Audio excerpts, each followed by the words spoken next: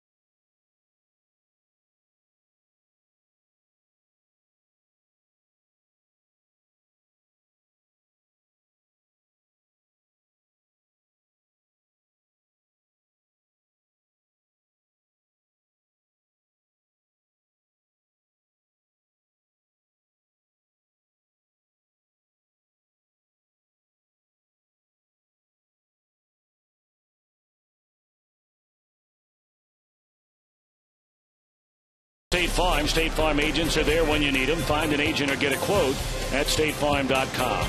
By your local Ford dealer, Ford, drive one. By the Regional Tourism Network, book your trip at CincinnatiUSA.com. And by Skyline. Whenever you're feeling good and hungry, it's Skyline time.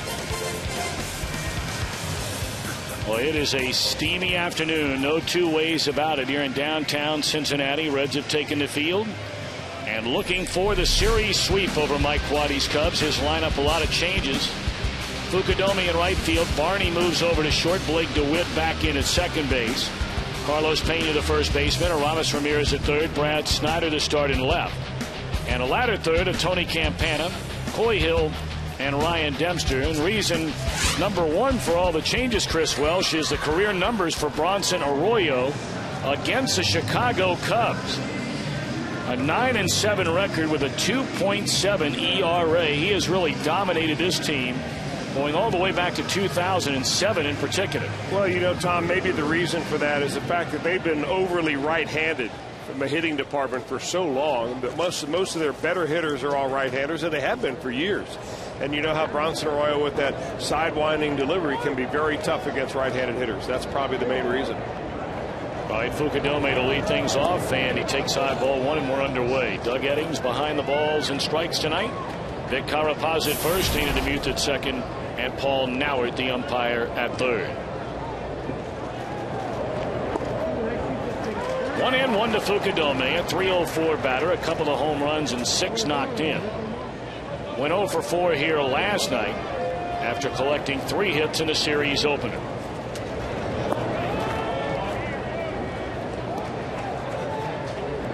Reds a long day ahead of them after playing out in this sunshine and temperatures in the upper 90s when you include the humidity. And they'll fly across the country to San Francisco, and really no rest for the weary. And they're right back at it tomorrow night in the first of 4 against the defending world champion Giants. 3-2 to Fukudome.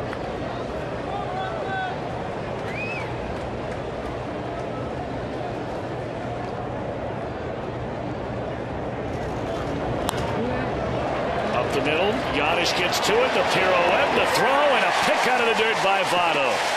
Beautifully done on both ends. Giannis Shinjo Votto. Boy, you had to think that Bronson Arroyo had that ball go right through his legs. He's thinking, oh my, that's a ball I should have flagged down.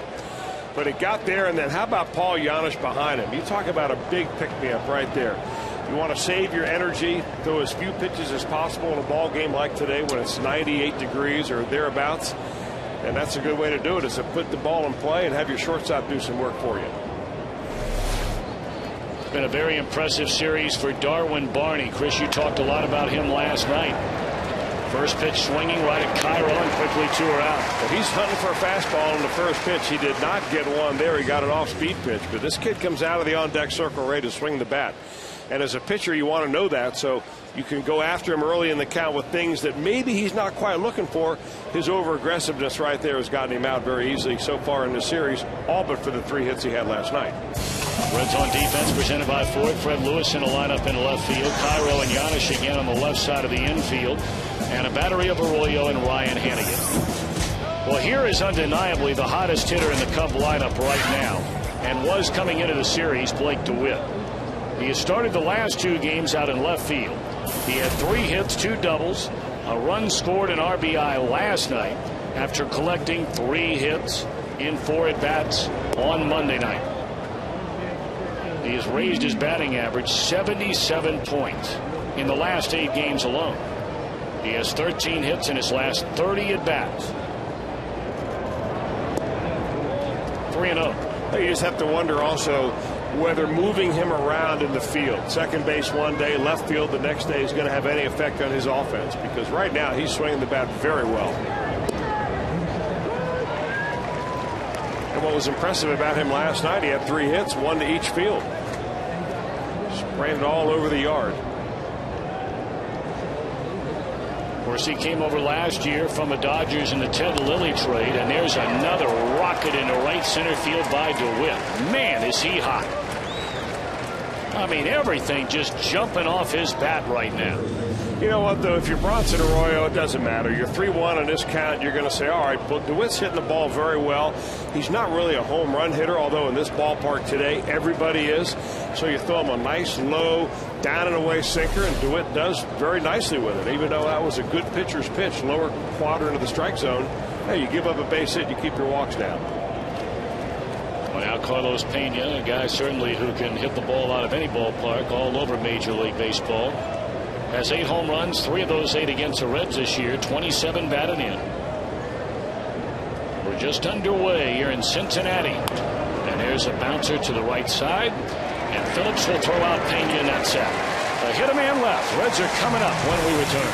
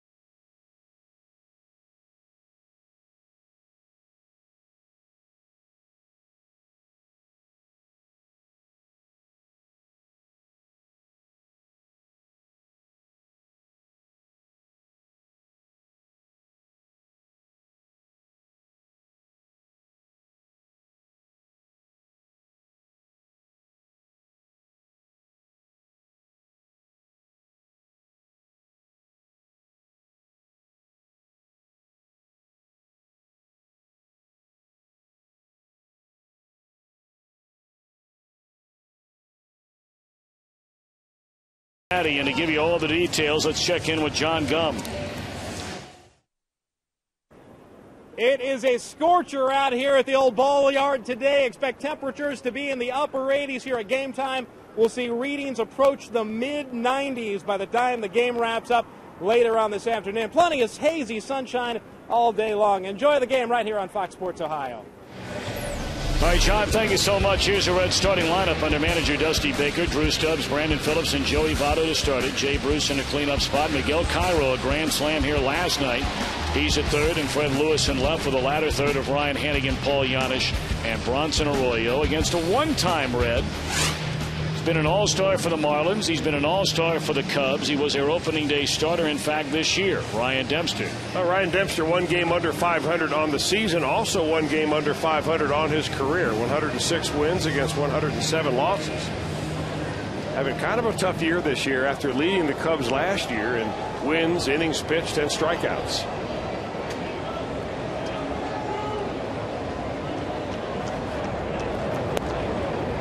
Drew Stubbs digging in, a .266 batter, 9 home runs and 28 runs batted in.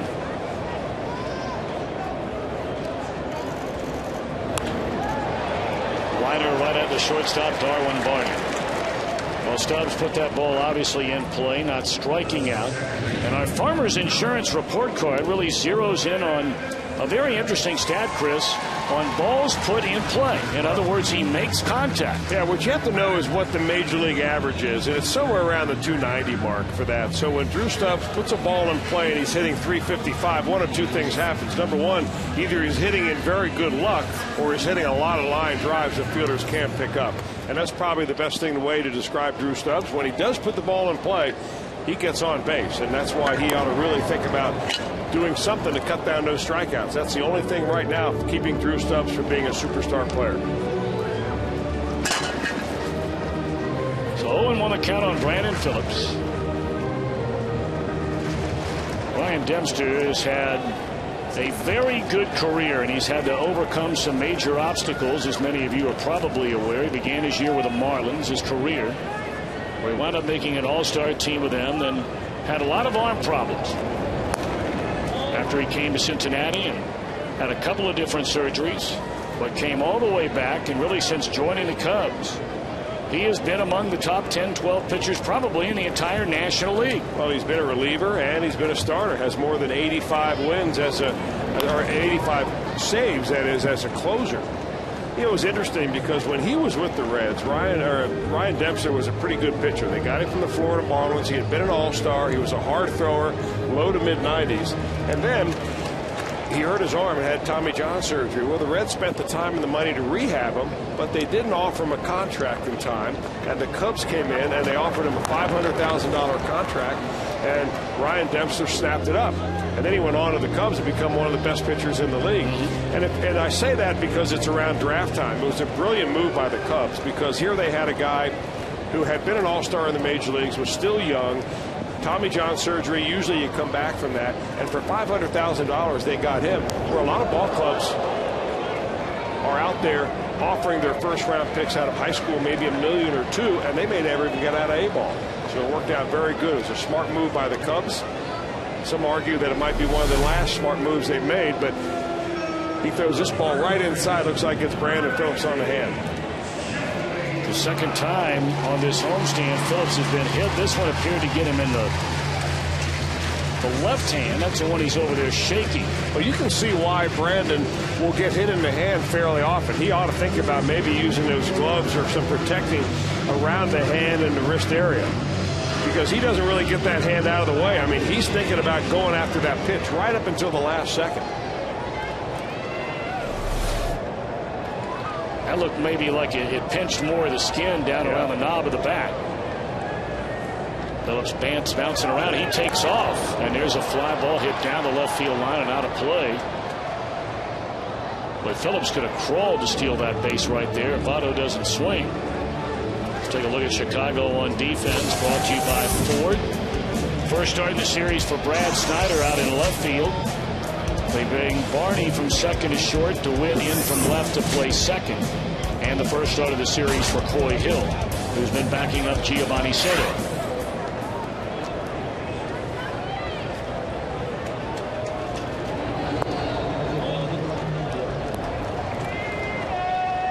Dempster has lost his last 3 starts to the Reds going back to May the 9th of last year. He's thrown some good ball games in there. The Reds are only batting .176 against him in those 3 games. And he has an ERA of under 4. But clearly he's been outpitched by whoever has been up against him. And while not allowing many runs, the Cubs have not scored many runs.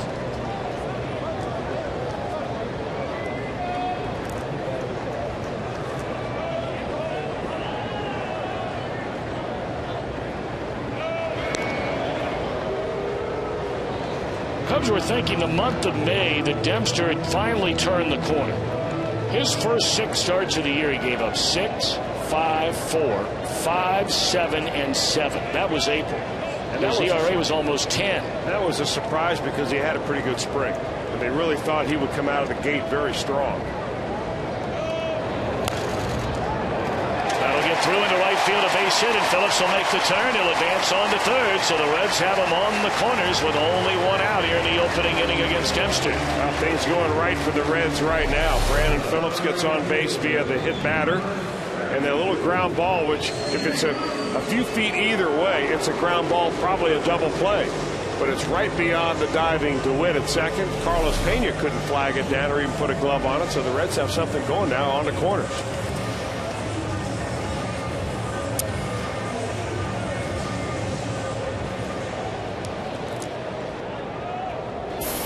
Right now an RBI chance for Jay Bruce, and he's been making the most of those chances. 17 home runs, 46 runs batted in, at average up to .299. He comes into the game with a 9-game hitting streak. So while the calendar has gone from May to June, and Bruce was the National League's best player in the month of May, he has not slowed down in the 6th month of this calendar year.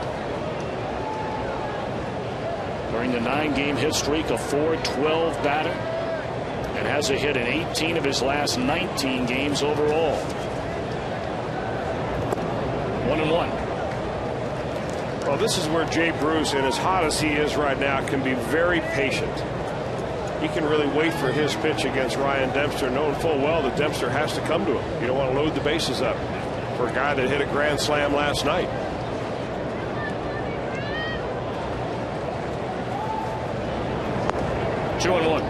That's a little sinker that Ryan Dempster has come up with. It's kind of a more or less a dead fish pitch. It's not really a changeup, and it's not a fastball. Come in there in the low 80s.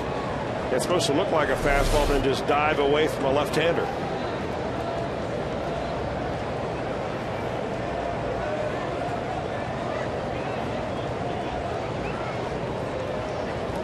Two balls, 1 strike, and nowhere near the strike zone. It almost makes you wonder, much like you talked about last night.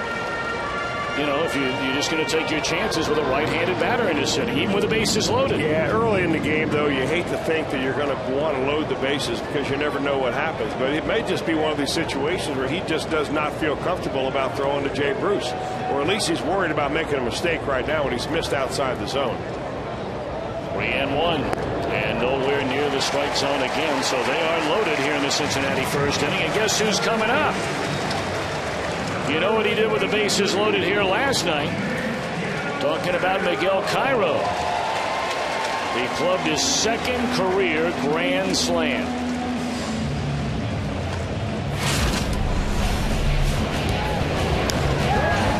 Got it off John Brabo. 4-run 7th inning, which really blew the doors off what was just a 3-run game.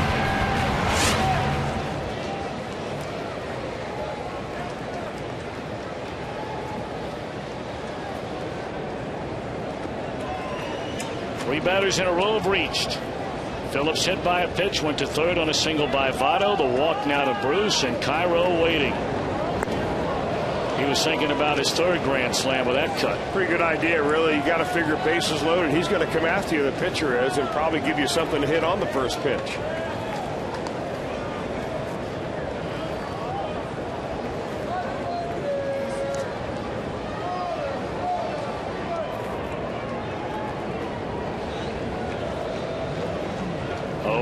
On Miguel Cairo, and it runs up and inside, a ball and a strike. Cairo overall at 290, a grand slam, his second home run of this season, and he has 12 runs batted in. Let's continue to wait on health improvement. He looked a lot better today, referring to Scott Rowland, who's been battling strep throat.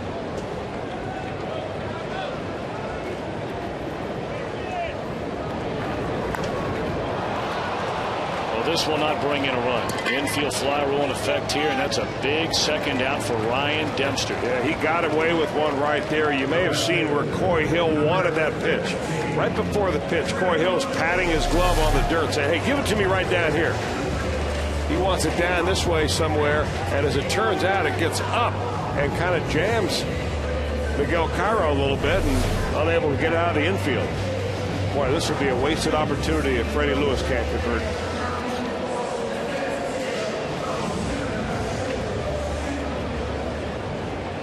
All right, here's Lewis, a .238 batter with a home run and 6 runs batted in.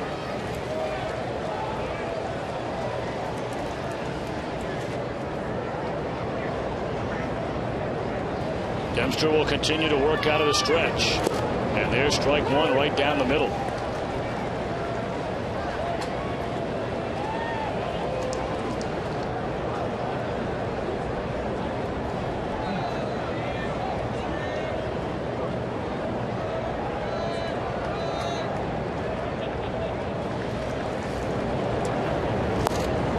Off the inside corner, a ball and a strike.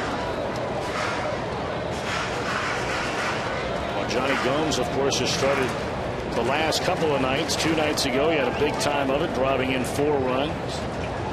Last night was 1 for 3 with a sac fly RBI, struck out a couple of times. So now Lewis against Dempster.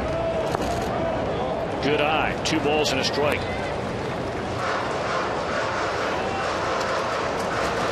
When Dempster needs a strike, and he needs one right here, Chris, what does he generally go to? Well, I think he goes to that little off-speed pitch, that dead fish pitch. He kind of holds it between his ring finger and his middle finger, kind of a Fosh type of a grip, but he changed that a little bit. But he'll just try to make that ball dive down and away a little bit from Freddie Lewis here.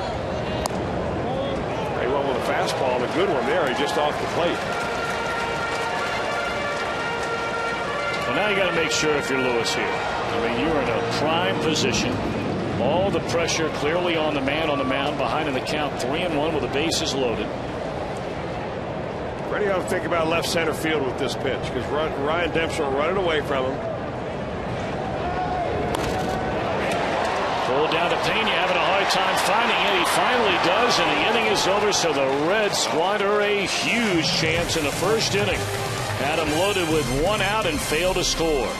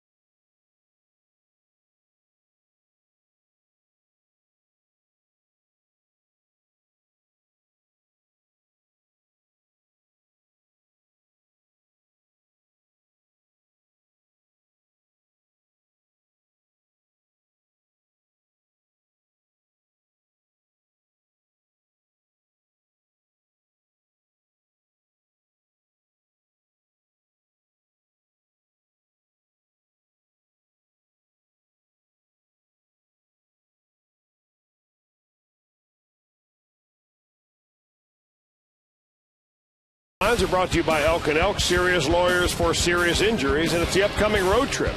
The 4 in San Francisco. That Saturday game will be pitched by Tim Lincecum. We'll have the Friday or the Thursday, Friday, and Monday, Tuesday, Wednesday's games for you right here on FS Ohio. And that's what it looks like. The Reds hit the road, hit the West Coast. High temperatures in San Francisco expected to be right around 63, 64 degrees. Man. Elk and Elk Storylines. Brought to you by Serious Lawyers for Serious Injuries. Call 1-800-ELK-OHIO. Who was it? Was it the Mark Twain quote? It was. The coldest winter I ever spent was a summer in San Francisco. Of course, that ballpark will never, there's a broken bat by Aramis Ramirez. One out in the inning. That ballpark will never be as uncomfortable as old Candlestick Park was, especially when you played night games there. But AT&T Park still can be a little bit chilly, sitting right there on the bay. Can be. Beautiful ballpark. Yep.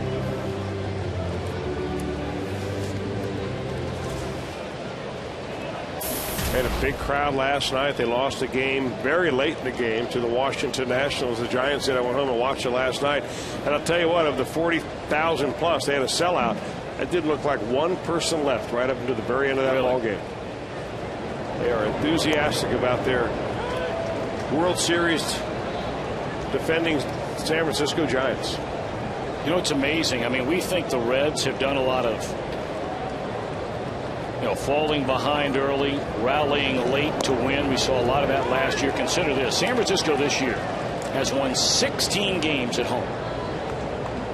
13 of the 18 they have won by 1 run. Half of the 16 wins, 8 of them, have ended in walk-off fashion. Now you may be saying, what's the big deal? Has gone swinging his sniper. Well, consider this. The Reds were considered the cardiac kids in all of baseball last year. The Giants this year have more wins in their final at bat already this year than the Reds had all of last season. That is amazing. The Reds had 22 last year. A lot of people that looked at that stat said there's no way the Reds are going to be able to duplicate that this year. So they better find another way to win these ball games. There you see the Giants and the Reds tied for the most come from behind wins in the major leagues this year. The National League, I beg your pardon. Well, you know the way you do that, though, and it showed last year with the Reds and this year with the Giants, you have a good bullpen. You stay in the ball game and you keep your team within striking distance. You can give yourselves an opportunity to manufacture a run, come back, get the lead, and then your bullpen shuts it down.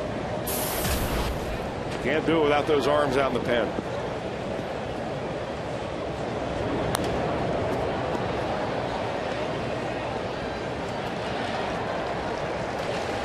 Of course, a real advantage the Giants have. The Reds are unquestionably a better offensive club than San Francisco. They're without question in a more offensive-friendly ballpark to play their home games in. Great American Ballpark as opposed to AT&T Park. But of course, the Giants have really good starting pitching. And the Reds believe they will as this season goes on. And a good inning for Bronson Arroyo.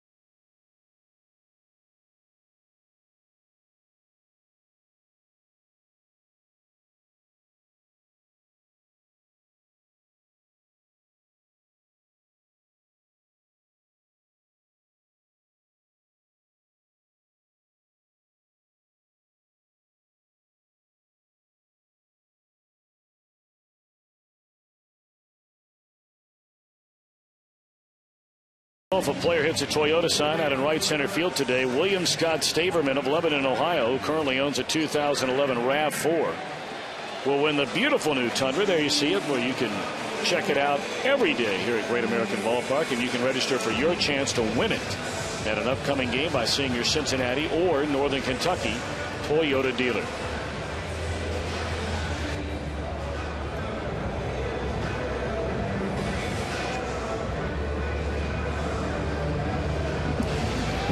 Ryan Hannigan, Paul Giannis, Bronson Arroyo against Ryan Dempster, who pitched himself into trouble, hitting a batter, allowing a hit, walking a batter with one out in the inning, but then pitched his way out of trouble, getting Miguel Cairo on a pop-up to the right side of the infield, and on a 3-1 pitch got Fred Lewis on a hot grounder down to Carlos Pena. You just hope that that rally that the Reds had ready last inning does not come back to haunt them. You know, you get bases loaded and one out, and all of a sudden you don't score a run. You give that pitcher a new life.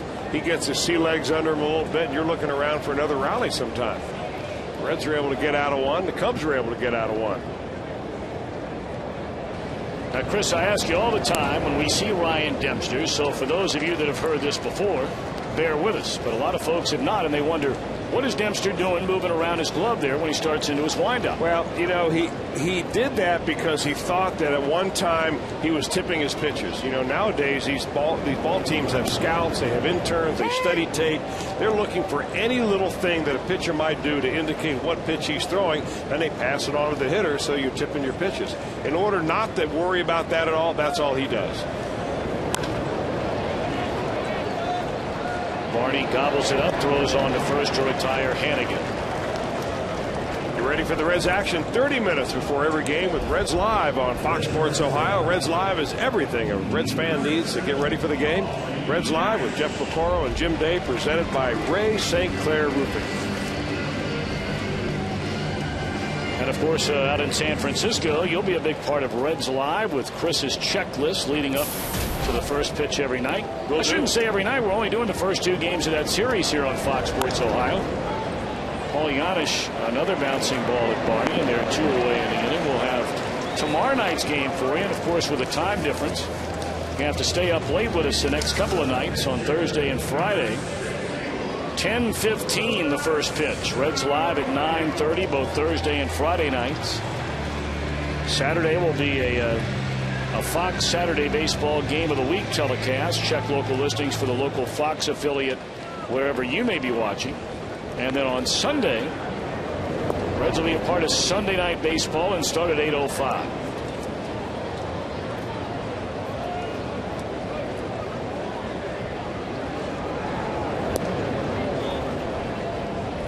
Two down, none on for Bronson Arroyo. We'll have all 3 games for you in the Dodgers series.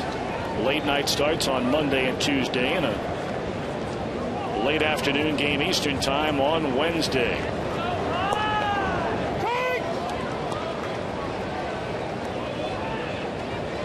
Reds in that Dodgers series are going to see the exact 3 pitchers they saw here: Kuroda, Kershaw, and Billingsley. Clearly, that is a series, Chris, where you know, the Reds look back, and maybe you just can't look back anymore. You just got to file it away. But you say that's a series where you should have won 2 out of 3. That Saturday game got away late.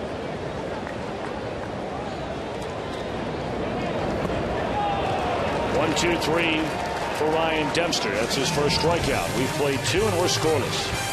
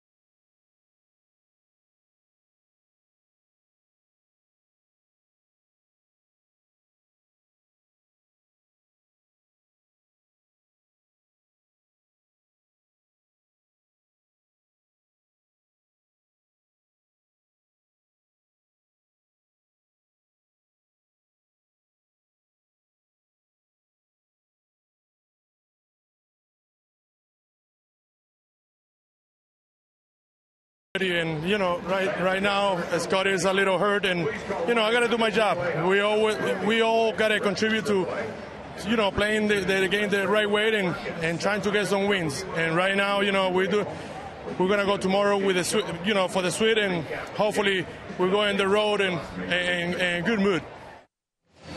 Of course, that was just before he got the shaving cream pie to the face. I've had a lot of people ask me this, Chris, and I don't know if you know the answer to this question. When you get one of those, obviously there's a lot of fun, a lot of great spirit. The guy has done something. Does that stuff get in your eyes and really start to burn them bad? Well, I can tell you, Tom, in my career, I didn't have too many opportunities to receive the pie in the face. But yes, especially the menthol. I really think that instead of shaving cream, the guys ought to go out and get some, whipped cream in a can. Yeah. And, make a real whipped cream pie. I mean, a towel and some shaving cream, it gets the job done. It doesn't have nearly the class. I mean, here's a guy who's been in the big leagues for 16 years, Miguel Cairo. I think that experience warrants at least a little bit of fresh cream. Yeah, I mean, and then you're not, wasting all that whipped cream because you're going to eat it, right? Absolutely. These guys aren't shaving anyway, so it's a waste of shaving cream. I mean, I think my two kids would line up to eat the shaving cream after to eat the cream after, they use one of these guys. All they have to do is be a hero of the ball game. Just show up. Happen to them. In fact, if you have a great game one day, I may just do it for you. We might be waiting a while. I've been waiting 24 years. Oh, and one account on Ryan Dempster. Dempster 2 hits and 20 at-bats. Arroyo's allowed just one base runner through the first 2 1/3 innings. That was a 2-out hit by Blake DeWitt in the first. Look out. Well, I tell you, there's a good crowd on hand here today. In fact, a very good crowd on hand here today. The biggest of the series by far. And he continues to go back, Chris, of something that at least, every now and again I'll jump on a soapbox about, and I am convinced unequivocally that if the Reds played more day games, they'd have more crowds like this. I know TV doesn't want to hear it, and certainly we understand that. But this wasn't scheduled to be a television game anyway. The reason it was picked up is because we had a rainout earlier in the year. But boy, for the folks who are sitting in the stands today, the Reds have done a splendid job. At every concession stand today, you can get water and ice. You don't pay anything for it. They have different areas where you can go in and watch the game on television to get out of the heat. They've taken a lot of safety precautions, knowing that today would be nearly 100 degrees.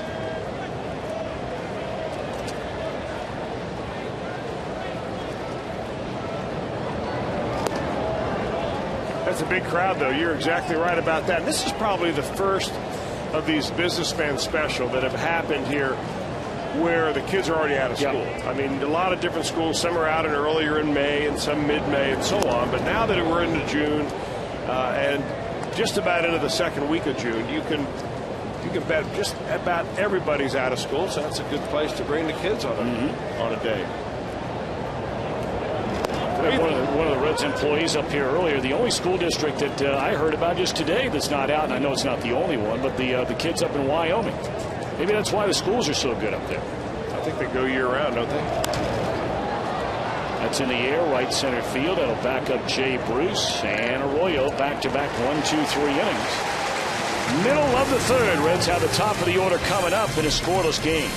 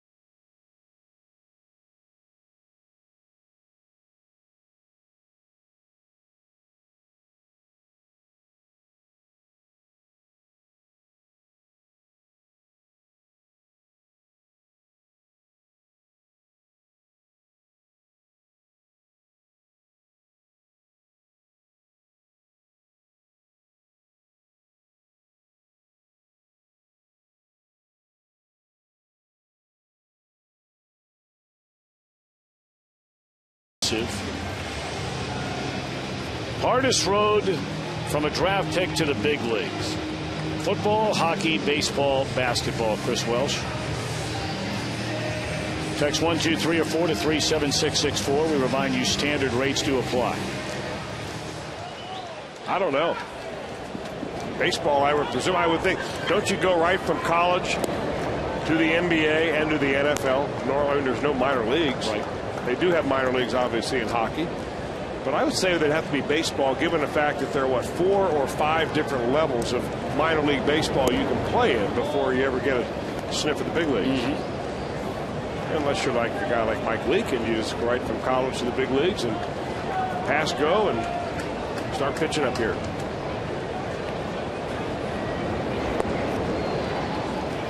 Bruce Stubbs to lead things off. He lined out to the shortstop, Darwin Barney. Well, I don't think there's any doubt about it that baseball, the one sport I don't know enough about is hockey. Obviously, there aren't nearly the number of kids, at least in this country, that play hockey compared to baseball. It's nowhere close. Now, there are countries in Europe where obviously they're overwhelmingly more kids playing hockey than there are baseball. In Canada's probably an interesting question there. Well, I think a lot of people would assume hockey, but I don't know if that's necessarily the truth. That more kids play hockey than play baseball. I would think that's probably the case. Although we do have some Canadian baseball players that have of note recently. Obviously, Joey Votto from Ontario and Ryan Dempster, the Cubs pitcher from British Columbia. Gibson's, British Columbia.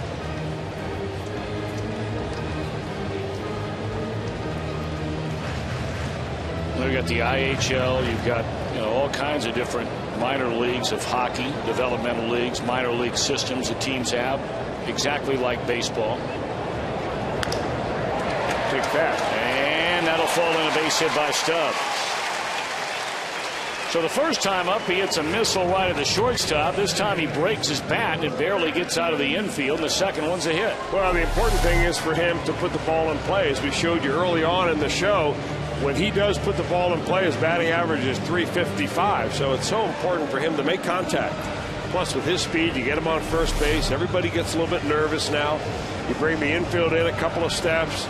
Dempster's worried about a stolen base. It's not a comfortable feeling when you have a speedster standing on first base in a 0-0 game. You're thinking he's going on any pitch.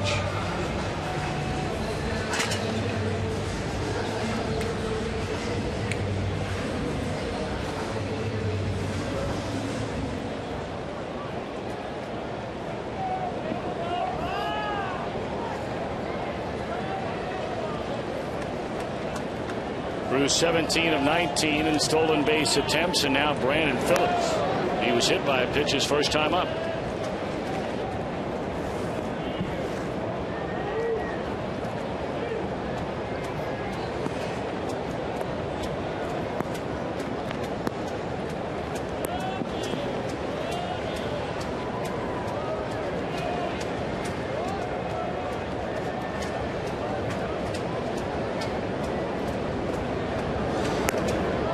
Ball one to Brandon Phillips.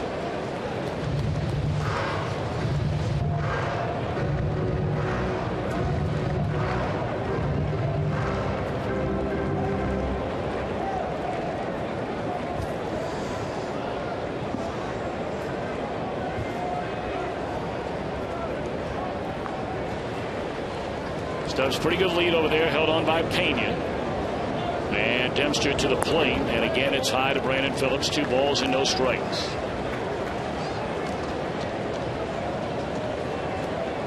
Today has momentum game written all over it. I mean, obviously, if you find a way to win today, you complete a 9-game homestand at 6-3. And if somebody would have told you before the homestand began, with Milwaukee coming in, with the Dodgers coming in, and the Cubs, pitch taken, Stubbs running, and he is in there safely at second with his 18th stolen base of the year. Now, Blake DeWitt got upset on that particular slide. I mean, physically upset, as he kind of stood right on the bag as he took the throw. It's not a bad slide or a dirty play at all. I mean, Drew Stubbs just goes in hard all the time into the bag. And right there, I think with his left shoulder, he gets the left leg. As he turns right here, his shoulder and back kind of going into the left knee of Blake DeWitt.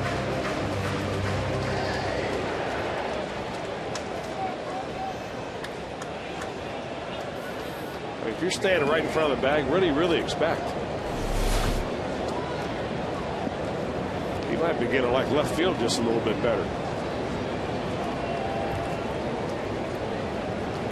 3-0 on Brandon Phillips, and he takes a strike. We're talking about this being a momentum game. 6-3, especially the way you played on the last road trip where you went 2-8. If somebody said, hey, look, you're going to go 6-3 on this homestand, you'll say, I'll take it all day, every day. Get us back heading in the right direction again. Now, for that to happen, rather than ending the homestand at 5-4, you got to win this one here today and complete the series sweep. Well, you know what, though?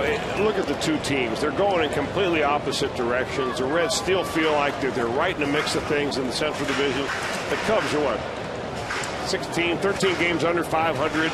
They've lost 8 in a row. They're playing without any enthusiasm. They're getting on a plane. They're going to Philadelphia where it's going to be 95 degrees. And they're going to face Roy Halladay and Cole Hamels and that whole crew out there. And they can't be looking forward to that. So this is a perfect time to get some action done against them and just take this game, put them on a plane, and send them on out of here. That is an outstanding job by Brandon Phillips.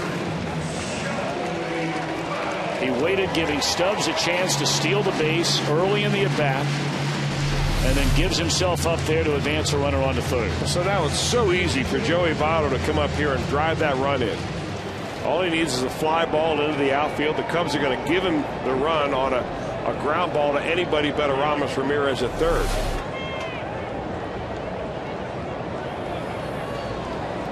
Votto singled into right field his first time up, takes that one up under his chin for ball one.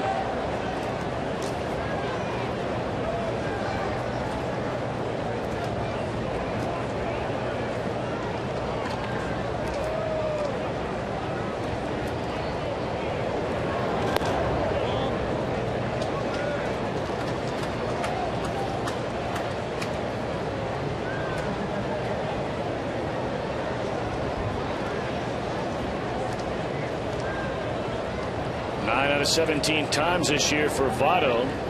He's brought in the runner from third with less than 2 men out.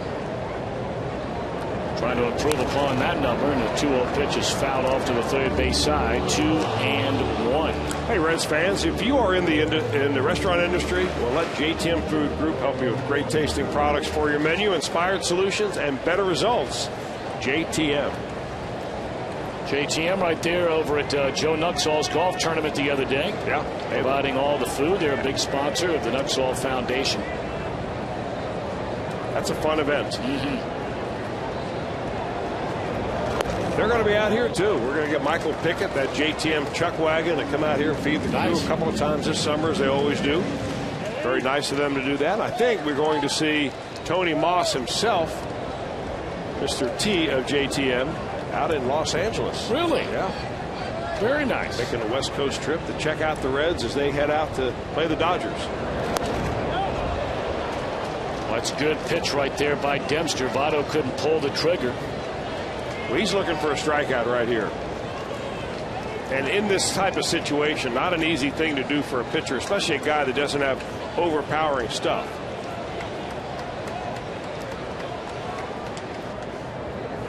The Reds had him loaded with 1 out in the first, failed to score. They have a runner at third, 1 out here in the third, and the 3-2 to Votto. Barely fouled away. He was fooled by that pitch.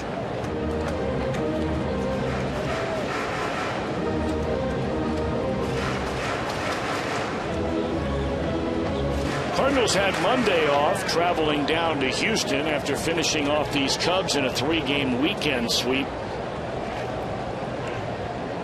They won the opener of their series in Houston last night. They'll go at it again tonight and wrap up that series tomorrow before the Cardinals and Brewers collide over the weekend in Milwaukee.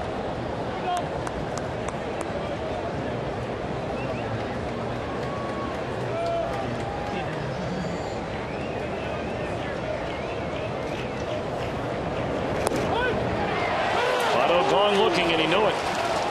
Well, Votto's left some big runs out there with runners at third and less than 2 men out so far this year. What a great sequence of pitches for Ryan Dempster. That's that little front door fastball that he throws. It looks like it's going to be inside, has enough movement to come back and touch the inside part of the plate.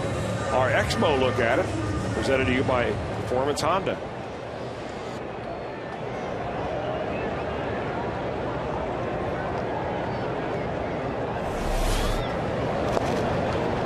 The Reds are going to break through against Dempster. They're going to need a 2-out hit. You know, you may have seen how deliberate Ryan Dempster was in that at-bat with Joey Votto. I mean, he took a lot of time between pitches, shook his catcher off, stepped off, said, let's go through the signs again. I think he knows. I mean, he obviously wants to get his record back up to 500, wants to win this ball game, but he also knows that his team isn't scoring very many runs. They're not playing with a lot of enthusiasm right now, and he almost has to do it himself. So even giving up 1 run at this point in the ball game is something he simply did not want to do.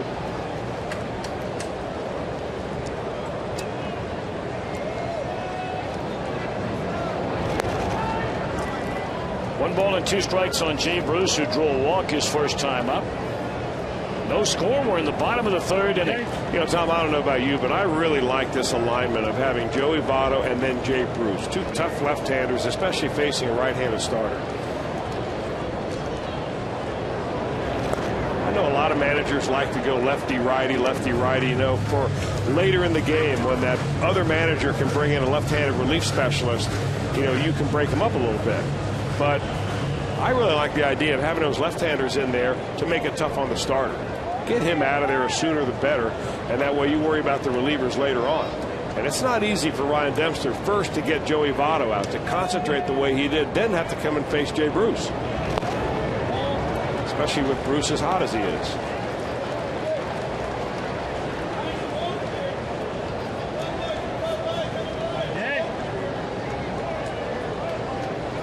Well, he got ahead of Bruce at 0-2, and now it's gone to 3 balls and 2 strikes. Bruce Stubbs led off the inning with a single, stole second. Brandon Phillips grounded out to the right side to advance him. But then a big strikeout of Votto. And a 3-2 pitch to Bruce is grounded foul.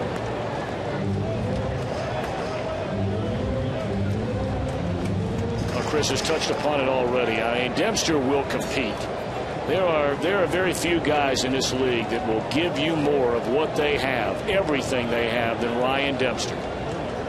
You're right about that. He was a real gamer and a team leader when he was with the Reds. That and being one of the funnier guys you've ever been around. Still 3-2.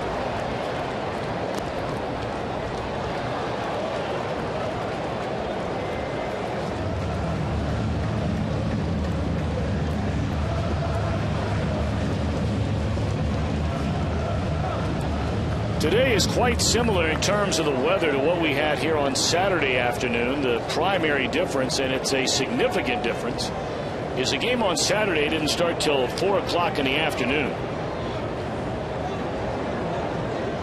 3-2 to Jay Bruce. And it's lined into right field. A 2-out hit to bring in the game's first run. Boy, what a big league at bat that was. An 8-pitch at bat, which ends with an RBI. Well, this is really a test of wills in this at bat. Ryan Dempster kept throwing pitches in there. Jay Bruce kept fouling them off, taking the marginal ones for the work to count. And like we have seen so many times in the month of May, another line drive, and that one means a run batted in.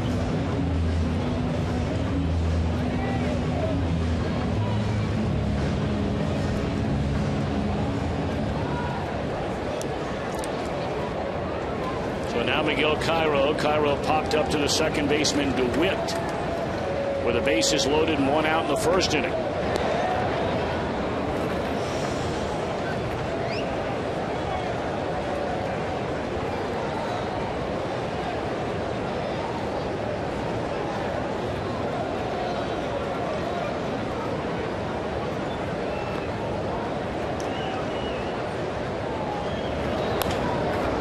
Slow roller to Barney. He'll feed DeWitt at the bag, and that'll end the inning. But a clutch 2-out hit by Jay Bruce gives the Reds a 1-0 lead at the end of 3.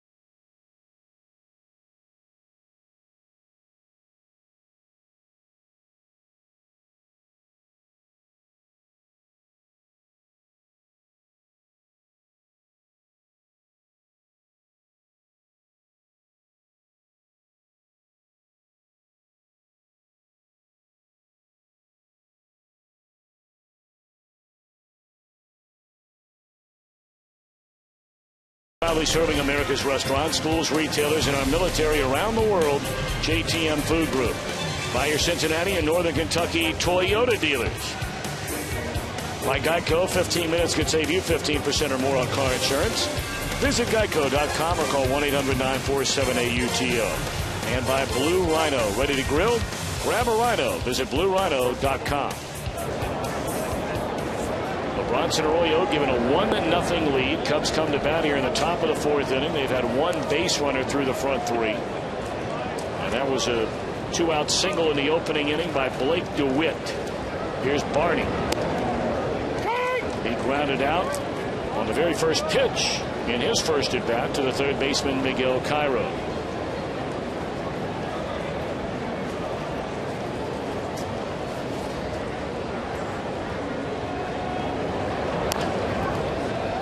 Gold Glove winner at the pitcher's position last year was Bronson Arroyo. And he handles that tapper back to the mound for out number 1. It's time now for our AT&T trivia question. What 4 active Reds were selected in the first round of the draft? And of course, the Major League Baseball draft been going on the last couple of days.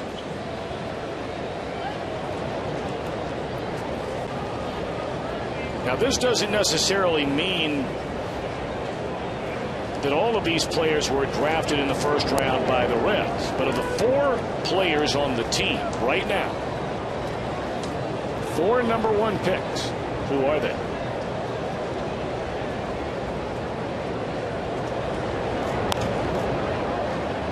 Ground ball to Giannis. It came up on him, and his throw is going to be late.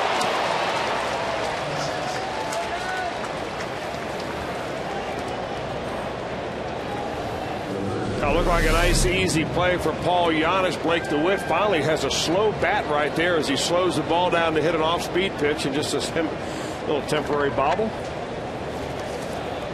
Second base runner of the game for the Cubs.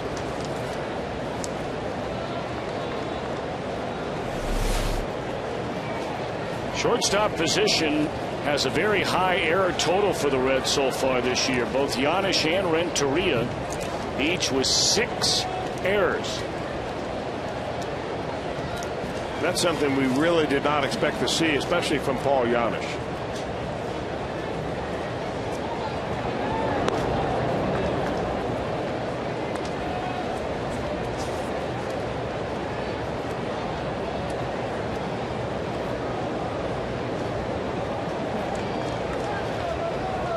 You know, just for the sake of comparison, Starlin Castro has not started every game so far this year, but he started just about every game this year, and he has 1 less error and is not considered to be a great defender. He'll make the spectacular play, but as we saw last night, sometimes he's not so consistent on the rather routine play. And Castro's made 11 errors.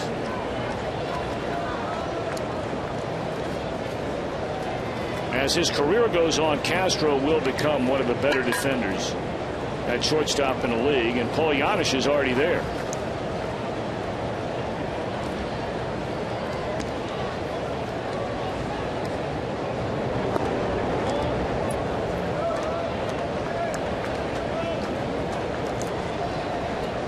So the only company Votto has had down at first base has been Blake DeWitt. A 1-out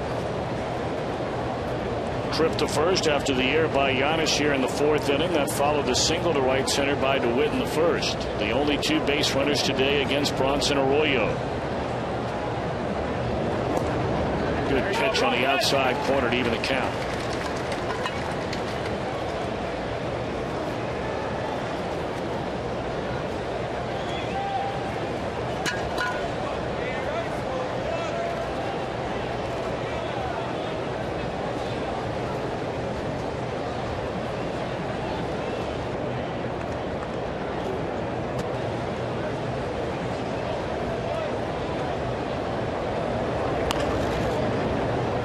Still 2-2 to Pena.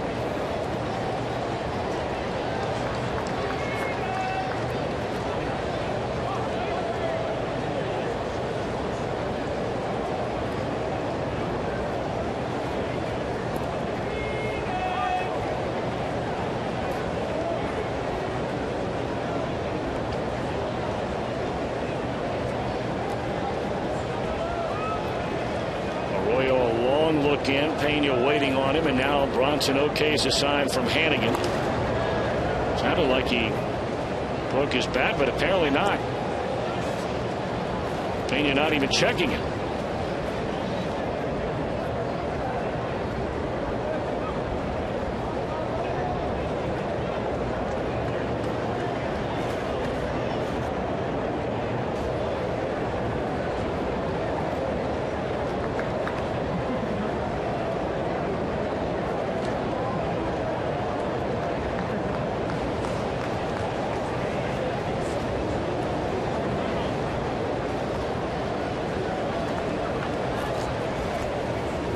Chris, is it tough to pitch in this kind of heat? Actually, it's better to pitch in this kind of heat, Tom, I think, than playing out in the field. Things have changed a lot since the days of AstroTurf fields. Those are really hot. This ball is clobbered into right field, and the Cubs have a 2-1 lead. Carlos Pena has 9 home runs. He's hit 4 of the 9 against the Reds this year. Well, what makes that one particularly hurtful is the fact that there was a man on base due to an error. So one of them goes down as earned and one goes down as unearned on this fastball that he kind of lays pretty much right down Broadway, and Pena takes care of it.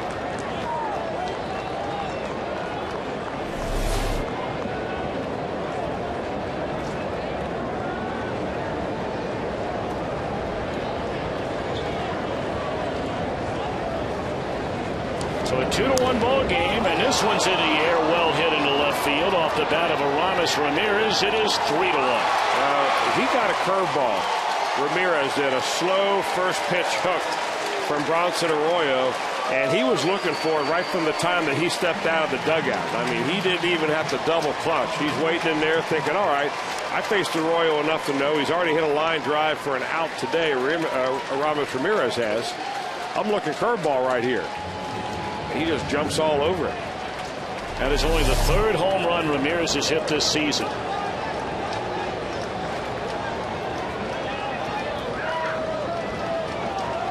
That's like one of those swings you see when they bring those softball hitters in here. You're right. In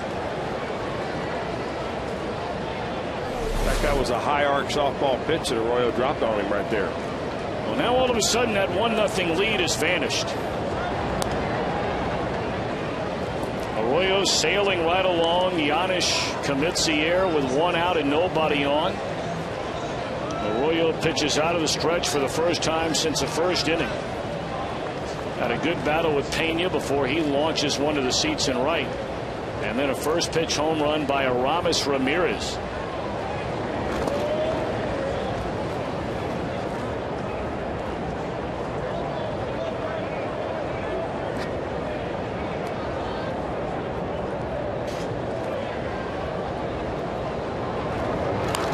Tom, we were talking about the heat, pitching in the heat versus playing in the heat.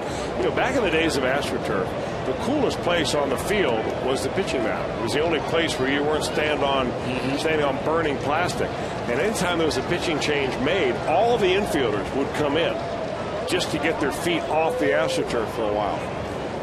Wouldn't be unusual to see that turf somewhere up around 135 degrees. Yeah, today, a day like today, it would just be brutal. Broken bat roller by Snyder, and this will be the 2nd out of the inning. And now all of a sudden the Reds have some work to do here. I mean, we talked about what a momentum game this is. I mean, you can be playing a team that's down, and Chris talked about, you know, this Cub ball club, they've lost 8 in a row. They've already been swept to begin this road trip in St. Louis. You talked about where they're going next, to Philadelphia, and everybody knows how hard it is to win there. They've lost the first 2 games of this series. So, you know, you get them in a situation where you have them down, or you can really beat them down and you don't take advantage of it. You give them a little daylight, and all of a sudden they feel like they can steal one and get out of here, because wins are going to be few and far between on this trip already as it is. And look, people can say, you know, it doesn't mean anything, it's June, and so on and so forth. It's not to say if you don't win this game that, you know, you can't go on and win a divisional championship. But There is a big difference between finishing this homestand with a 3-game sweep and a 6-3 record, as opposed to a 5-4 record against two of the clubs that came in here under 500. Well, you look at it this way. For every game you lose to the Cubs, you're going to have to make that game up with a win against a team better than the Cubs. There's only 2 teams in the league that have only 23 wins, and that would be the Cubs and the Astros. So just about everybody else that you play in the National League is better than this Cubs team. That means when you lose one of them, you've got to beat somebody else who's better. And those are tougher wins to get. I mean, you find that out immediately upon landing tomorrow and playing out tomorrow at AT&T Park. You got this ball club here at home. You got a little momentum going. It's not going to be an easy play. Votto going to come get it. And Campana runs so well that he dives in. And apparently his hand got a piece of the bag. He must have barely brushed it. Man, I didn't think he was even close enough to get near it.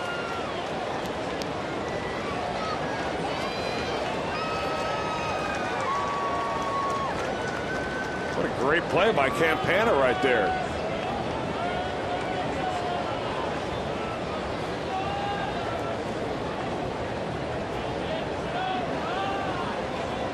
Boy, didn't speed a wonderful thing. Yeah, he got it. Just brushed up against the foul side edge of the bag. Young man from right up the road in Springboro. Springboro High School, played collegiately at the University of Cincinnati. And the Cubs drafted him a couple of years ago in the 13th round. And man, can he run.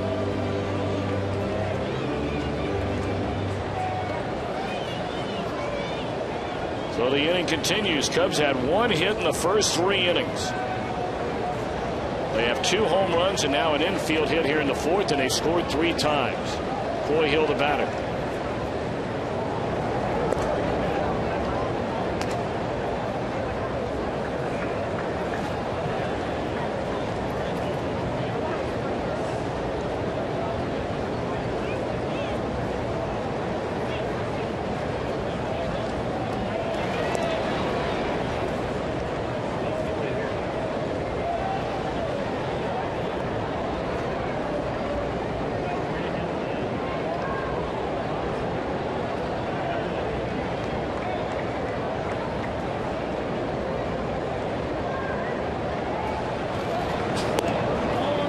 Two balls and no strikes. It's been a long inning for Arroyo.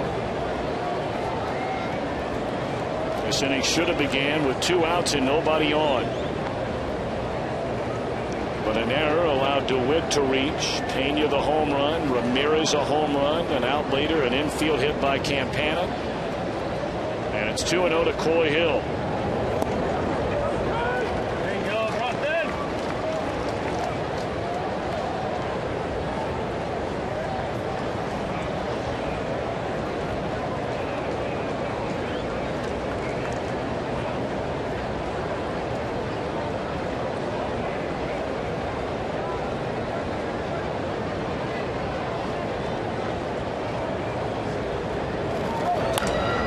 Goes and right by Giannis on a hot smash into center field.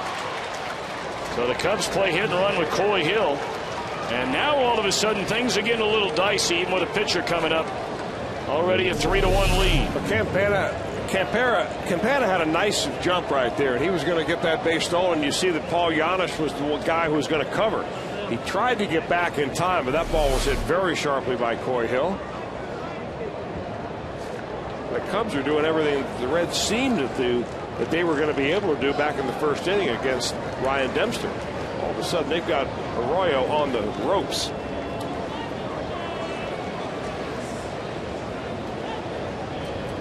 Ryan Dempster flied out to short right field his first time up, and there's a roller back to the mound. Arroyo will throw him out, and that's out. But a 3-run 4th, and the Cubs, after 3.5, lead by a pair.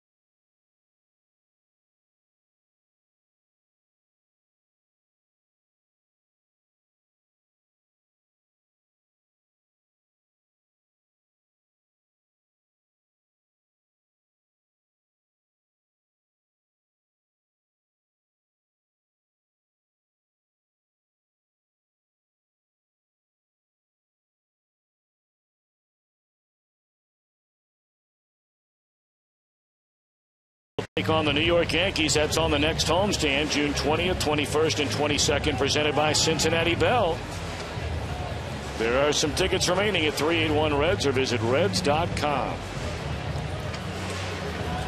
Well, time to answer now our AT&T trivia question. What 4 active players on this Reds team are #1 picks? Pretty much a lamp of a question, don't you? You know Jay Bruce was. I didn't know Bill Bray was.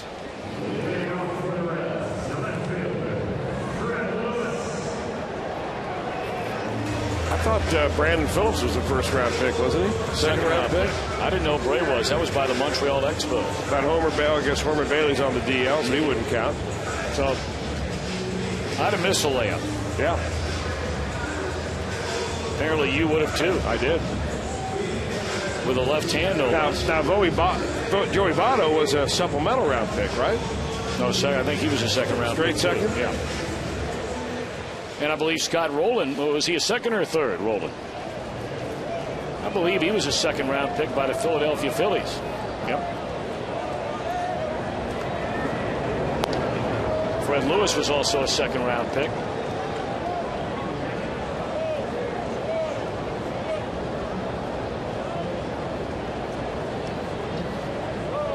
Reds down 3-1 as they come to bat against Ryan Dempster.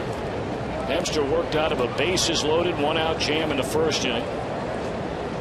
Jay Bruce delivered a 2-out run-scoring single to get on the board in the third. Hannigan will follow Lewis, and then Paul Yanish. 2-1. Now, you really ought to think about making Ryan Dempster work here. I mean, it's hot out here today. We already know that.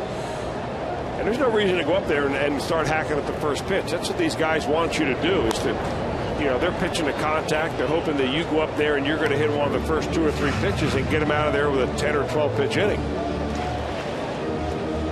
Pitch count is already pretty high for Dempster in this game. I mean, he's knocking on the door at 70, and we're just starting the 4th inning. That's why even you should be more motivated to work him harder than ever.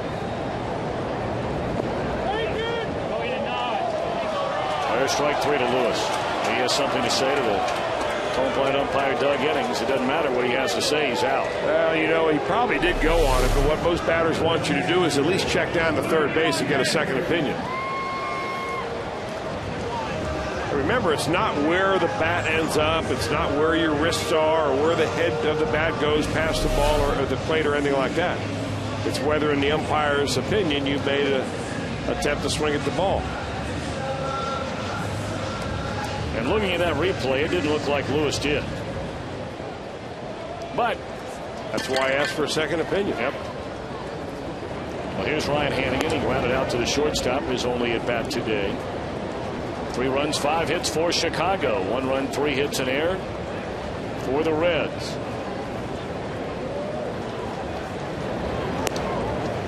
2-0 on Hannigan.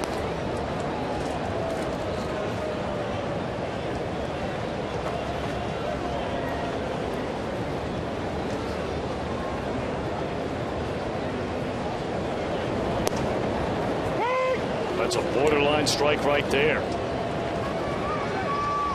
Just a 2-0 gimme, it looked like. Dempster, a quick worker. 2-2.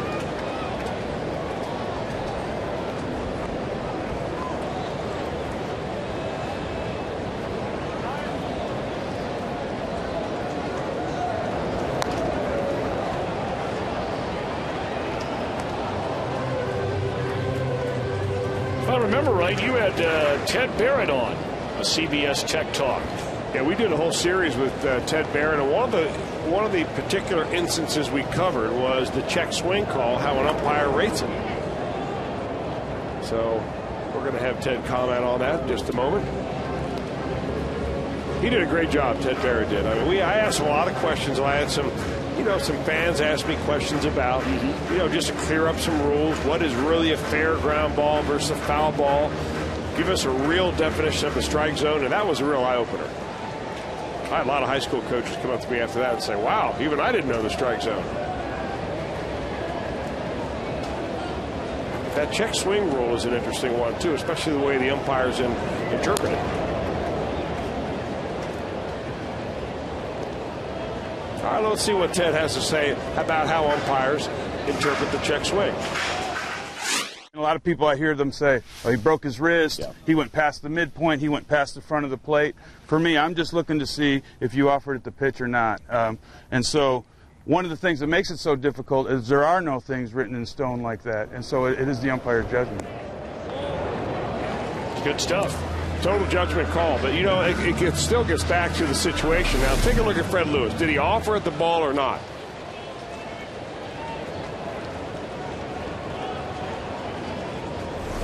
And in the eyes of the home plate umpire, Doug Eddings, he did. 3-2 pitches, a bounce at Barney, and his throw is in time to get Hannigan 2 are out. You know, the interesting thing is, and I've heard umpires say this before, and hitting coaches as well, is that, you know, those guys that drop the barrel of the bat down low as they check their swing, those are the guys that are most likely to get rung up.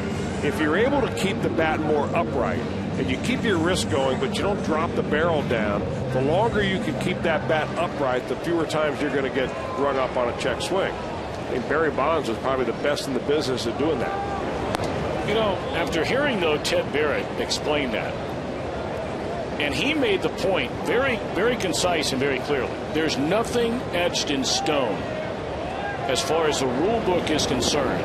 And you pointed out how subjective it truly is. That might be Ted Barrett's way of interpreting the rule, but I am convinced without a shadow of a doubt that most guys are calling whether the guy actually had the bat go through the strike zone and end up from the front third of the plate all the way to the front edge of the plate. Most of the time. Well, I'm talking about breaking your wrist and all that sort of stuff. And by definition, that's offering at the pitch. Yeah. But that's why I was surprised. It was almost like he was contradicting himself the way he started it. He said, I've heard people talk about breaking the wrist or bat through the zone or bat in front of the plate, and then came back and said, you know, in my opinion, did he offer at the pitch? And that ball hit the bat of Giannis, and that retires the side. So the Reds gone in order. We move to the 5th where the Cubs lead 3-1.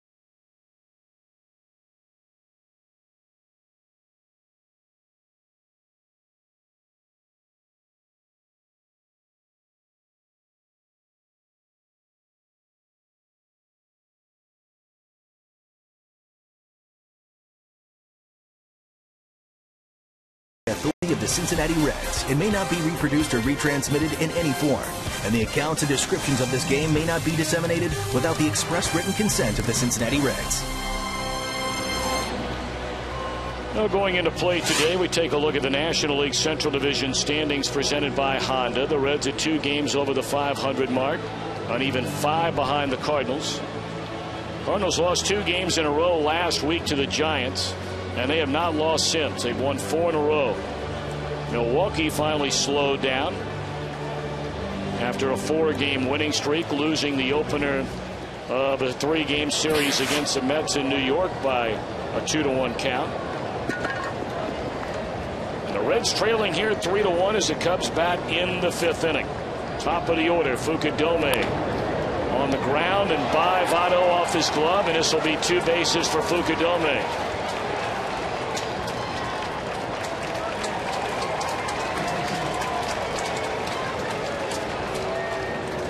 Looked like Joey Votto got over there in time, but the ball just took a high hop and went right over his glove. Ball hit very sharply. Fukudome coming right out of the chute, swinging the bat.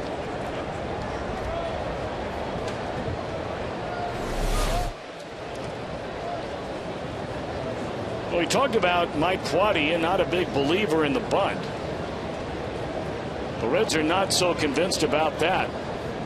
Cairo in on the grass at third base, although Votto is way behind the bag over at first and well off the line. And Barney tries to push it that way and fouls it off.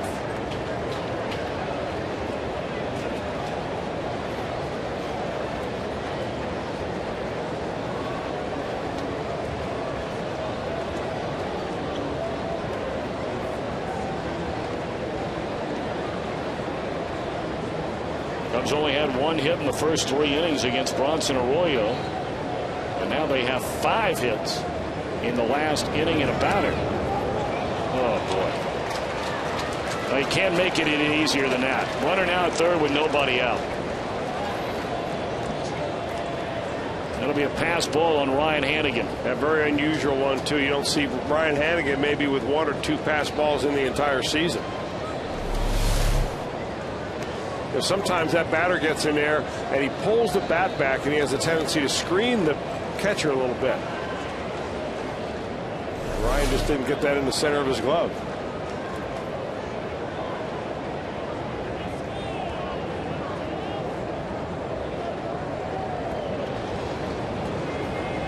Infield in now with a runner at third, and it's off the outside corner.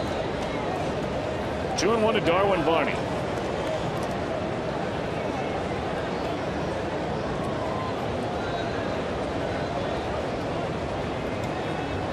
Barney waiting, and it's on the outside corner to even the count.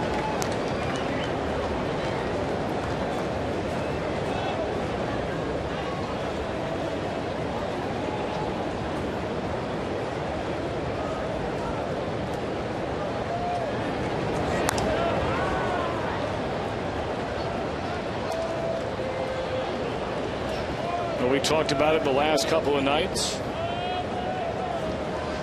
This is a very impressive young player. Of course, there have been a lot of guys that have come up to the major leagues. They've had good rookie years, and then you never heard from them again.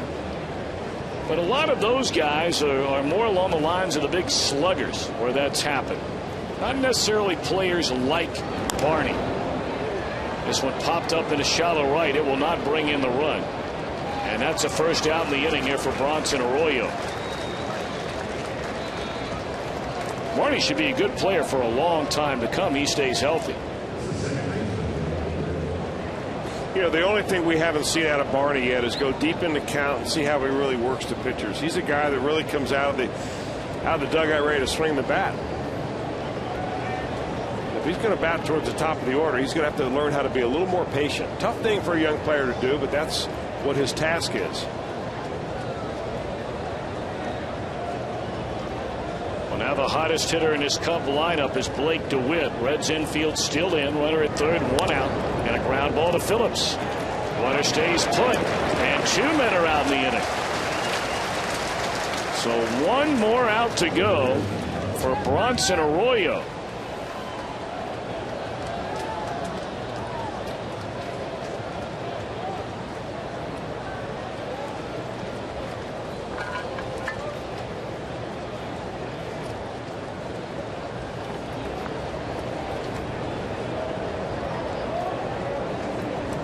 The infield naturally with 2 men out, backs up. Pena got Chicago in the board after an error allowed DeWitt to reach first an inning ago. He homered way back to the seats in right field, his 9th of the year. Reds put on the big shift, and there's ball 1 low. Of course, we've seen this year Pena not only hit 4 of his 9 home runs, we've seen Pena bunt to drive in a run with 2 outs in an inning. That's amazing for a guy that has his kind of power that he would even think that. This ball is in the air to left field. Lewis there. What a job by Arroyo. Runner at third and nobody out. The Cubs do not score.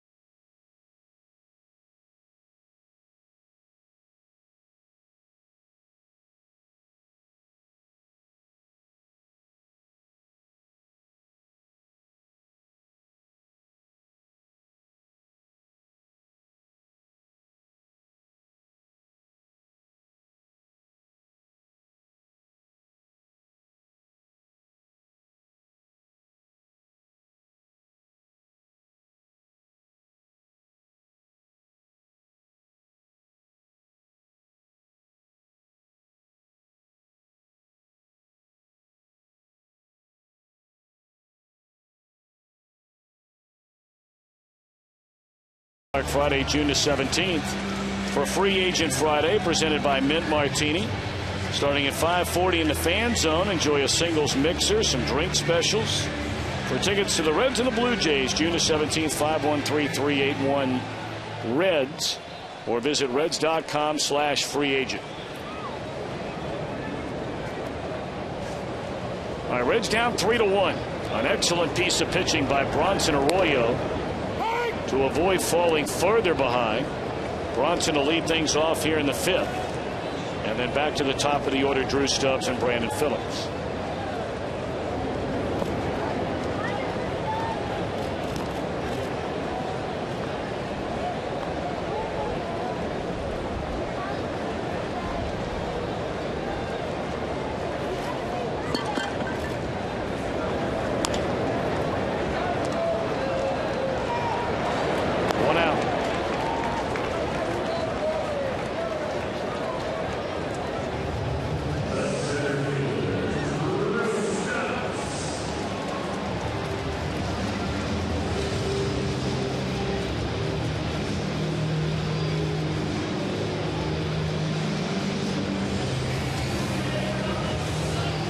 Stubbs today is lined out to short. He has singled, stolen a base, and scored the only Reds run. That was back in the third inning. If you're just tuning in, the Reds had a big-time chance in the opening frame. They had the bases loaded with only one out and did not score. Jay Bruce had that two-out single to knock in Stubbs in the third inning. Strike one.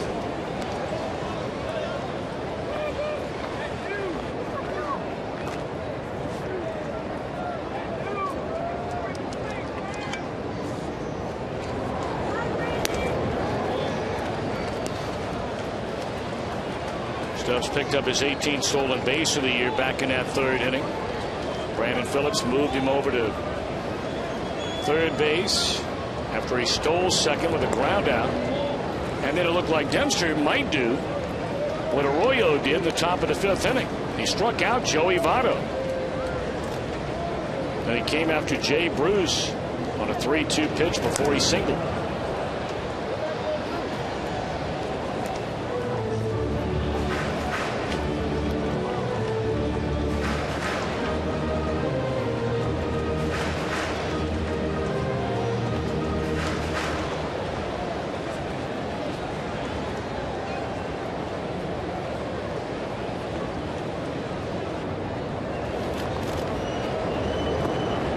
Good eye there not to chase that pitch. 3 balls and 2 strikes.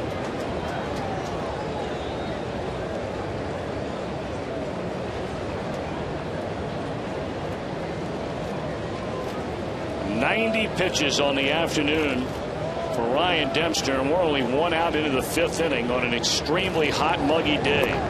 But he strikes out Stubbs, and that's 5 strikeouts in a game. Well, he's had 3 of those strikeouts in the last couple of innings, and that's a little slider right there that he throws. It has nice downward break.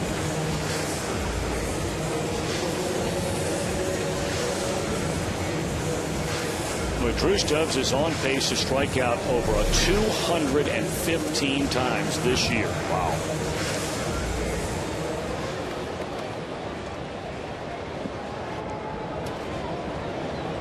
Now Brandon Phillips. Strike 1.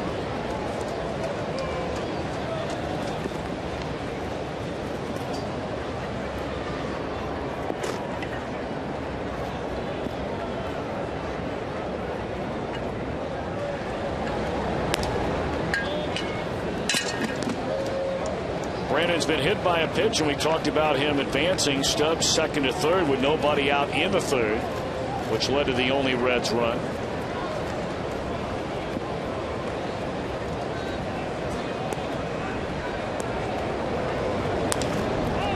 A roller down to 3rd, going to be a tough play. Ramirez bare hands and throws him out.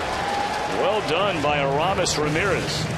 7 in a row retired by Dempster. We go to the 6th. 3-1 Chicago.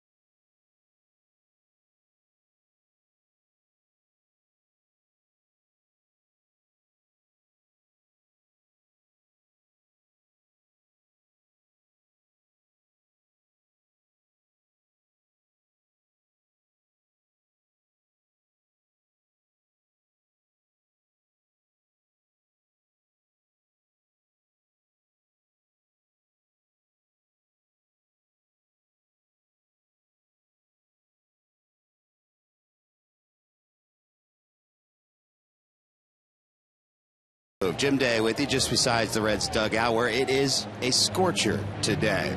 Edgar Renteria, who's not been available in this series, will return to his old stomping grounds tomorrow. After today's game, the Reds will fly west to San Francisco to face the defending World Series champion San Francisco Giants. And of course, Edgar Renteria, a big part of that. And we just found out today, tomorrow night, 7:05 local time, 10:05 Cincinnati time, Edgar Renteria will get his World Series ring tomorrow night. And you can see it right here on Fox Sports Ohio. As we go back upstairs to the Champion Windows broadcast booth, people forget easily or quickly to forget that Edgar Renteria is your MVP, your reigning World Series MVP. Yeah, in fact, that's when he's going to receive his World Series ring. As you mentioned, Jimmy, I mean, this is a big trip for him to be able to go back out there. And, you know, he wasn't a part of the opening weekend ceremonies. And by all indications, know a number of folks that were there when the Giants played their first 3 games at home this year, and what a remarkable 3 days it was. They sort of broke everything down and had a sliver of the entire celebration each of the 3 days at Friday, Saturday, and Sunday. That's a way to do it.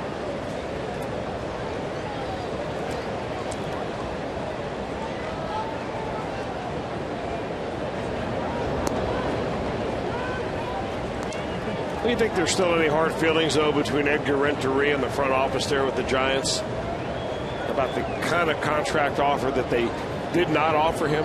Well, from what I read, if I remember correctly, he first made a comment about it like it was, along the lines of a slap in the face, something, to that extent. Yeah. But then later, as spring training went on, I remember that he came out and said no, that he's not upset about anything, that he understands that they had to do what they had to do. Now, when he goes home at night and he's talking to his family or talking to his wife or his best friend, I don't know. I think the interesting thing is that they essentially replaced Edgar Renteria with Miguel Tejada. And Tejada is off to a very poor start. In fact, at least from one of the reports that I read, there's some contemplation as to maybe whether they will release Tejada to make room for Pablo Sandoval when Sandoval comes off the disabled list. And he's expected to come off sometime during the homestand that the Giants are in right now. Well, there's a guy that has owned the Reds. I'm sure they were hoping that Sandoval needed about 5 more days to get ready. As Snyder has gone swinging, and they're 2 away here in the 6th. Bronson's still doing his part, changing speeds, and he's really taking care of some of the younger players very nicely. A little change up that goes down and away from Snyder. Those guys coming up out of the minor leagues, boy, they like nothing better than somebody challenging with the fastball. It simply doesn't always happen.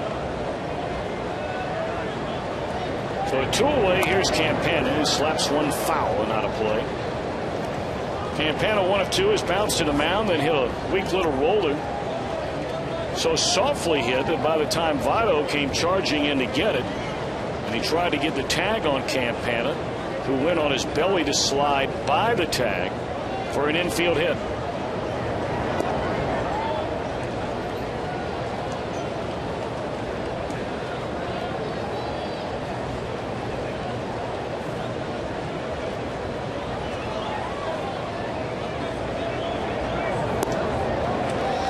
You know, 13th round's nothing to sneeze at. I mean, that means team thinks you're a pretty good player. Really, all it does is means you get less money as a signing bonus. It doesn't matter what round you're drafted. You could be the 64th round pick like Mike Piazza was and still make it to the major leagues. You're getting a chance to put on a professional uniform, to strap it up and go get them. And from there, it's up to you. Now, granted, the #1 draft picks and the guys that teams have a lot of money invested in, they're going to get 10 chances for every chance that a 30th round pick gets. But, anybody who gets a chance to put a pro uniform on and doesn't make the best of it, that's his fault. That's the part where, organizations can get themselves oftentimes in trouble.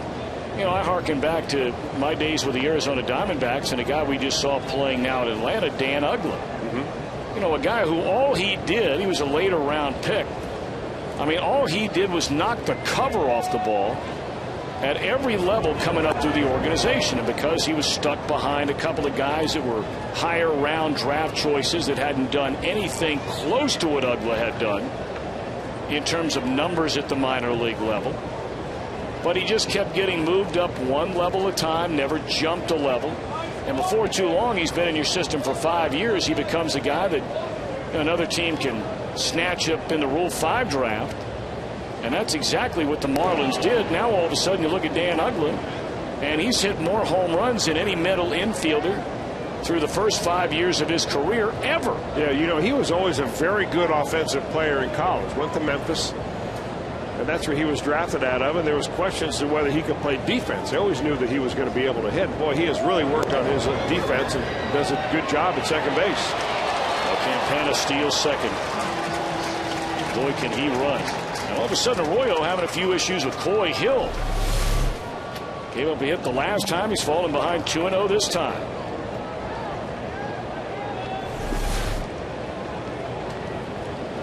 And now they're going to go ahead and intentionally walk Coy Hill, who came in batting barely over 200. Yeah, as you see Ryan Hannigan with that sign to Arroyo to intentionally walk him. There's a guy that never even did get drafted. He went to a Reds tryout camp and signed out of that. And here he is in the major leagues. In fact, the Reds have a couple of major league experienced catchers in their organization. Of course, Ryan Hannigan is one of them, and Corky Miller's another who did not get drafted.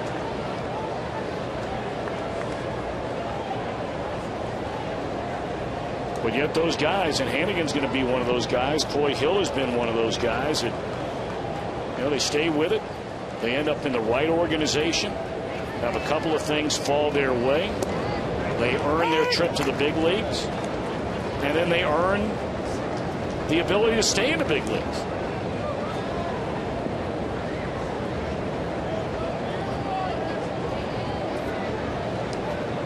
Ryan Dempster fly to right and bounced out to the mound. And he's behind now. Arroyo at no balls and 2 strikes. Reds will have Votto, Bruce, Cairo to start things in the bottom of the 6th inning. And they're hoping it's still a 2-run game. The Cubs have 2 on, 2 out. And an 0-2 count on Ryan Dempster.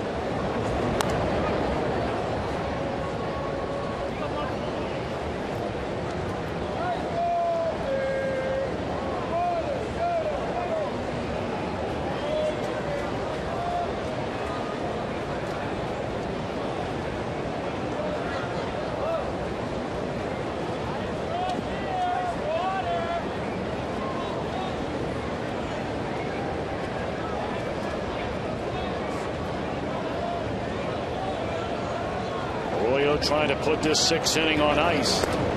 Fastball is up and in, 1-2. Of course, 115, 120 pitches for Arroyo is not necessarily a big deal.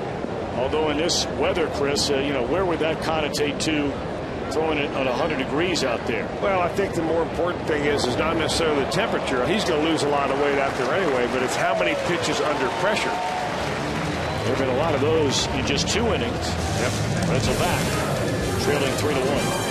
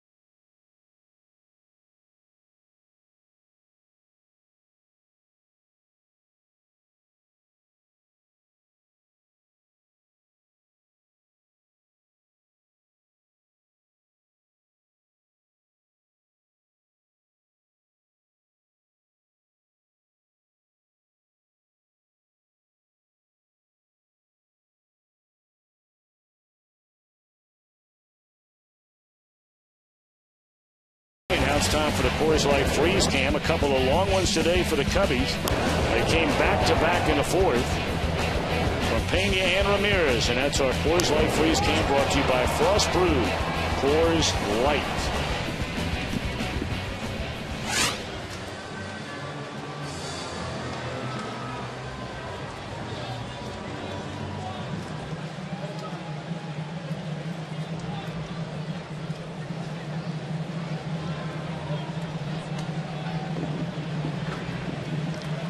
We'll see what the Reds can do here against Ryan Dempster. Sending up Votto, Bruce, and then Cairo. Votto singled in the 1st inning, struck out looking in the 3rd. Well, you go back to that 1st inning, Tom. The Reds had bases loaded, 1 out, you know, and Dempster gets out of the jam with no problem at all, and the Reds unable to score. Then he comes back in the 2nd inning, is able to strike out Joey Votto with a man at 3rd base. And nearly gets out of that inning, except for a base hit by Bruce. That's the only the Reds have been able to manage, that 2-out base hit by Bruce to drive him in. I mean, at some point they're going to have to get into the Cubs bullpen. Maybe they can work Dempster to the point, well, this will be his last frame. Talked about Dempster, despite the fact that he's lost his last 3 starts to the Reds. They were hitting under 200 as a group in those 3 games against him. He was allowing a little over 3 runs per 9 innings in those games, so it's not like they've knocked the cover off the ball against this guy. 1-1 to Votto as it's fouled out of play. You know, it seems like he's taking a page right out of the Bronson Arroyo playbook. A lot of off-speed stuff, a lot of little sinkers and curveballs. Every once in a while, a rare fastball that he can still dial up to the low 90s.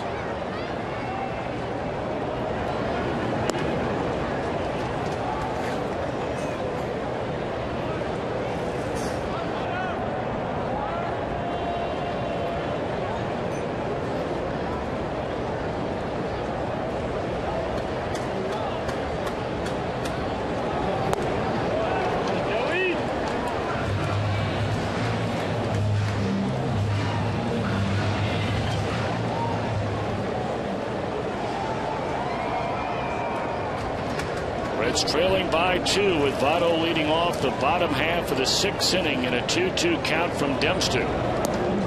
Full count. And the next pitch will be pitch number 100 in the game for Ryan Dempster.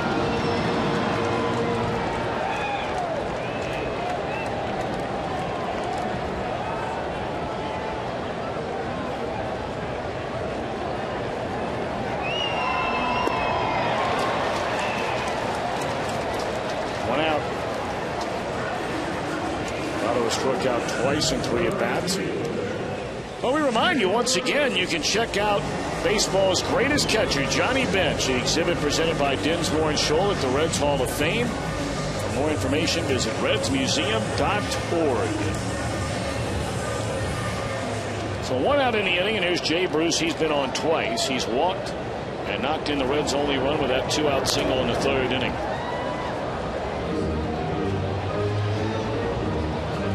We've talked about it many, many times. The Cubs feel like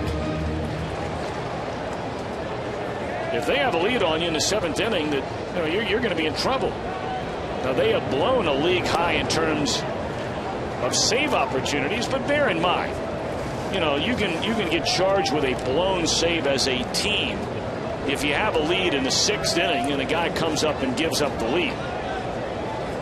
But their trio down there of Sean Marshall, a left-hander, and Kerry Wood, along with their closer Carlos Marmol, more times than not, have been very dependable. Now, Marmol has had his issues of late. But the bottom line is 22 of his 26 outings, he's not given up a run.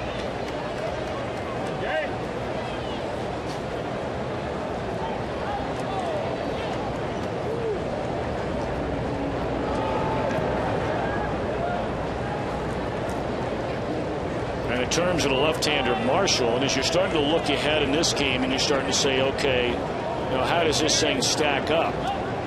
And where are you in the batting order? Should Dempster come out of the game after this inning, you might see the Cubs flip-flop the order of Kerry Wood and Ryan Dempster, Kerry Wood and Sean Marshall. Bringing Wood against the latter part of the batting order and all the right-handed hitters. And then Marshall looking ahead perhaps to the 8th.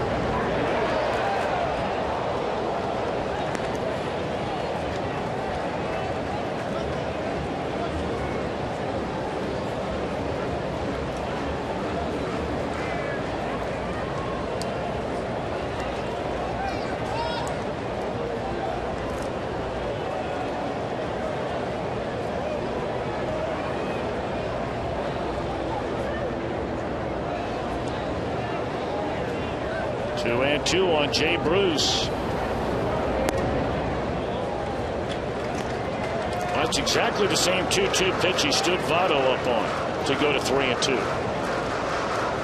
And doubled up and came back up and in again, and Votto chased it.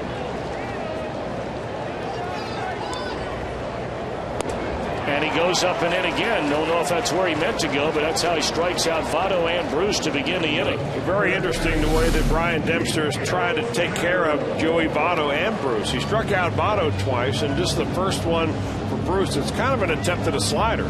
Not a lot of break on the ball, and Jay Bruce just a little bit late on it.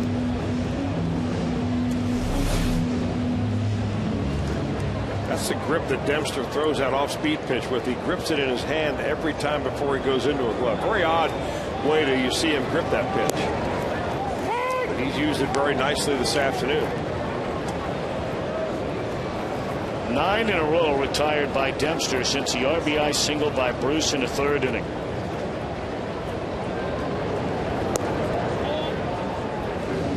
You know, we're starting to talk about Dempster in the month of May after just a terrible month of April. 7 innings, 1 run. 7 innings, 2 runs. 6 innings, 2 runs. He had a hiccup against the Marlins where he gave up 5, but then came back against the Mets and the Pirates and allowed 1 run in 7 innings, and then 2 runs in 6 innings. And they're thinking, okay, he's on a roll now.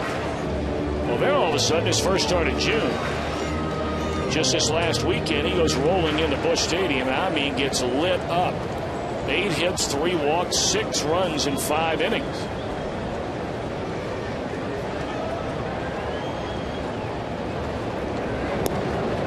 Two and 2 on Cairo.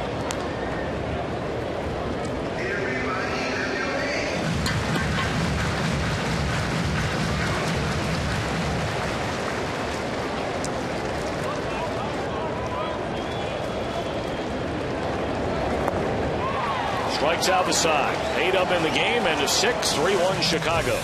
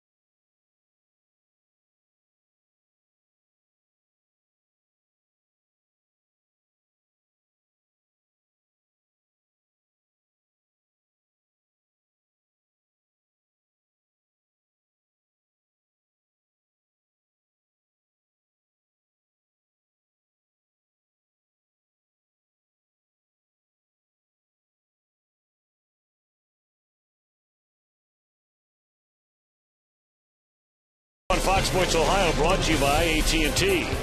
By Cincinnati Children's, who ranks 3rd in the nation on U.S. News and World Report's honor roll for Best Children's Hospitals 2011. By your Cincinnati, Northern Kentucky Honda dealers. And by Wendy's. You know when it's real. Well, not a bad day to be doing some of that right there.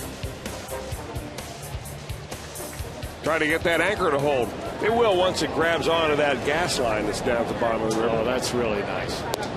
Or maybe it's an electrical line. It's a tough place to anchor a boat. It is? Yes. Bronson Arroyo to face the top of the order. Reds trailing 3-1. Arroyo's battled here today. He gave up the back-to-back home runs, accounting for all 3 Chicago runs in that 4th inning after the error by Giannis allowed DeWitt to reach with 1 out in the inning.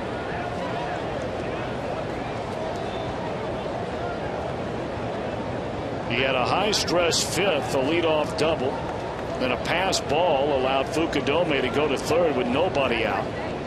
He got Barney on a pop-up, DeWitt on a ground out, and Pena on a fly ball to strand the runner there. Well, there's another extra base hit. It's gloved by a fan, and that'll be a ground rule double.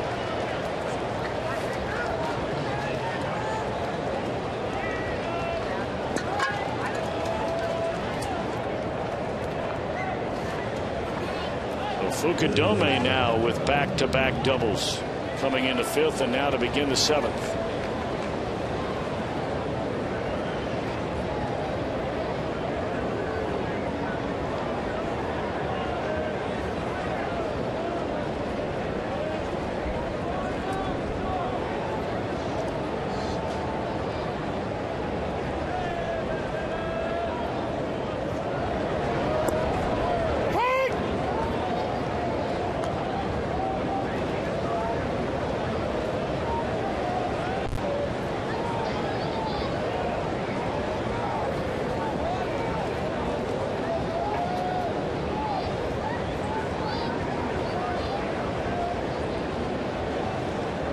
Barney shortening up on the bat.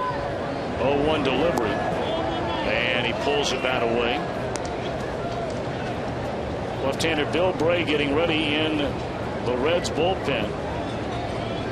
So this might be the final batter that Arroyo faces today, with DeWitt and Pena to follow Barney.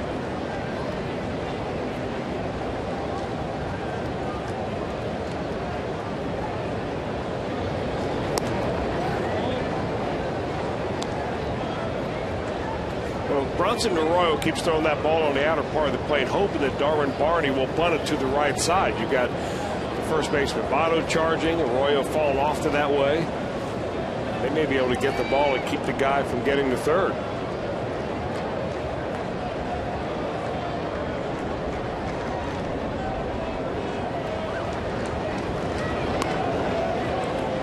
Arroyo will play to first, get the out there, so the runner stands at third with 1 out in the inning. We'll see what Dusty Baker elects to do now. Follow the Reds with MLB.com at bat 11. And don't forget, you can text at bat to 31826 or visit Reds.com for details.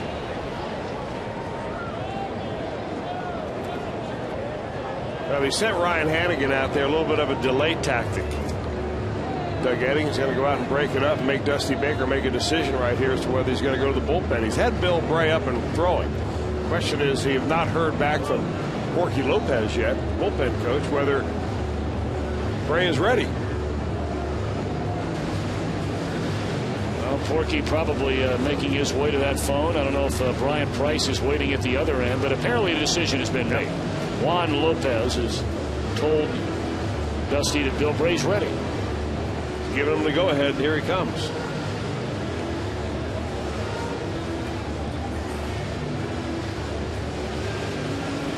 There's the official signal given to the left-hander Bill Bray. So a good outing today by Arroyo. That's 2 in a row that he's pitched well in. And this is our Skyline Chili call to the bullpen. Cubs lead by 2. Runner at third. 1 out. We'll be back.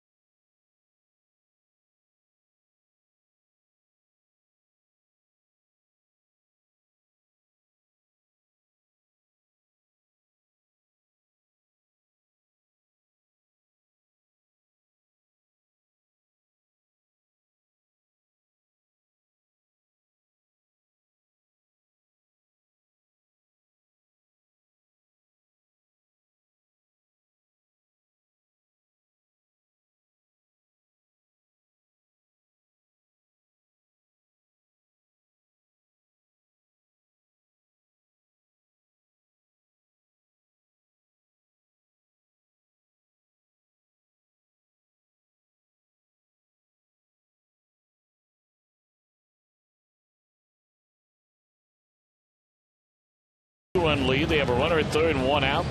Blake DeWitt coming up. You see the numbers so far for Bronson Arroyo. 2 of the 3 runs are earned runs.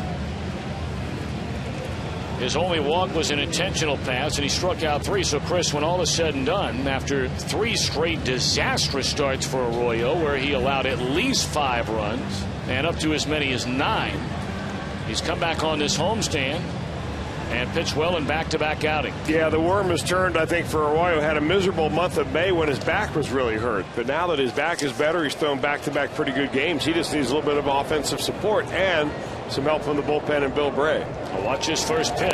Knew DeWitt would be swinging. That's been his M.O. See the numbers on Bray. He had a scoreless inning of work, pitching the 9th inning here on Monday night. DeWitt, 1 of 3, has been on base twice. He scored a run.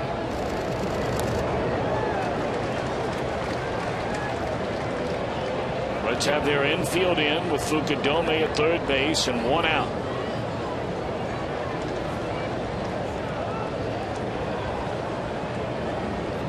Kerry Wood continues to throw in the Chicago bullpen. And Jose Arredondo is getting loose in the Reds pen.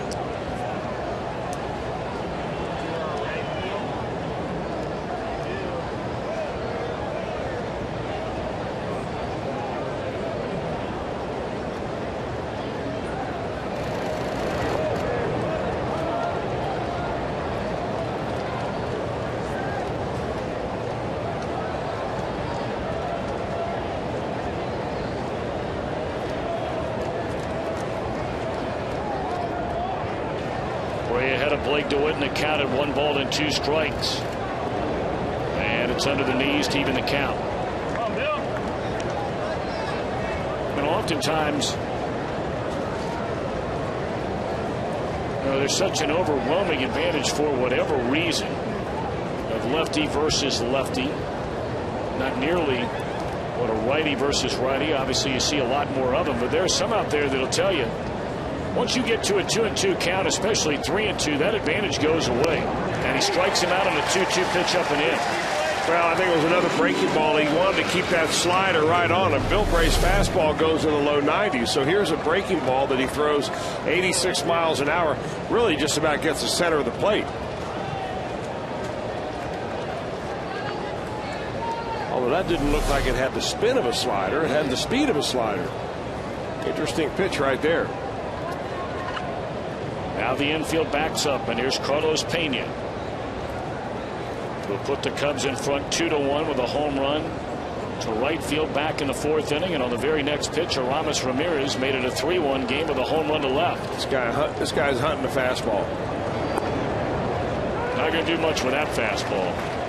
Again, though, 86 miles per hour. It must be more of a cut fastball. Yeah, it is a cutter. That's exactly what it is right there. And, that seems to be the pitch of the decade. So many pitchers now all of a sudden come up with that. And it's a little bit slower than the fastball, but it will cut away kind of like a slider.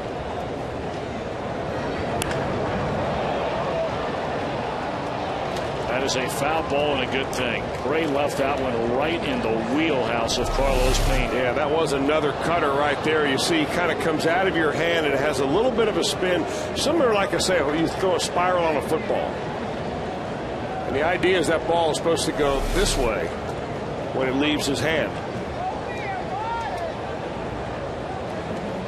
Of course, after hanging that cutter, now you've got him 0-2, and you've really got him set up. He has not seen your good slider yet. And Carlos Pena is the guy that will chase.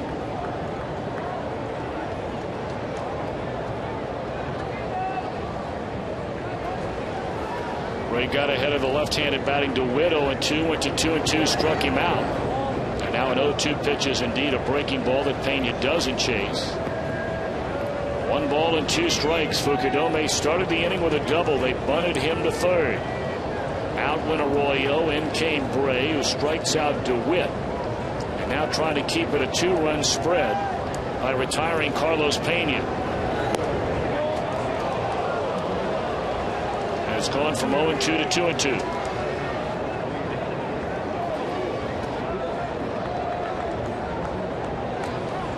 Well, this will be the final batter either way for Bray. The gets him out, and you go in the dugout. He doesn't, and in will come Arredondo against Ramirez.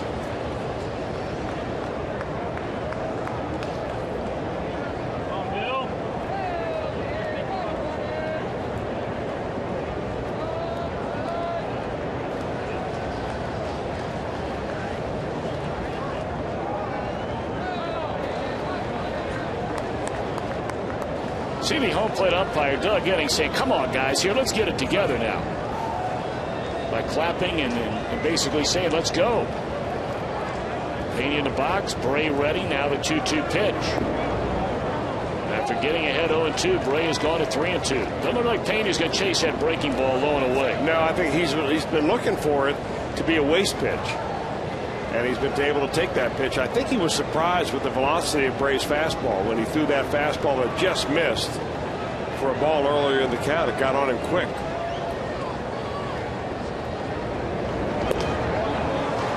So he lost him after 0-2. And that's going to be it for Bray. That's a second quote-unquote pressure cooker, if you will, for Bill Bray, where he has walked a batter, a left-handed batter. He walks Pena here today after getting the big strikeout of DeWitt. And, of course, he walked Andre Ethier on Saturday, which allowed the Dodgers to bring the tying run to the plate, and that's when Matt Kemp hit a game-tying grand slam.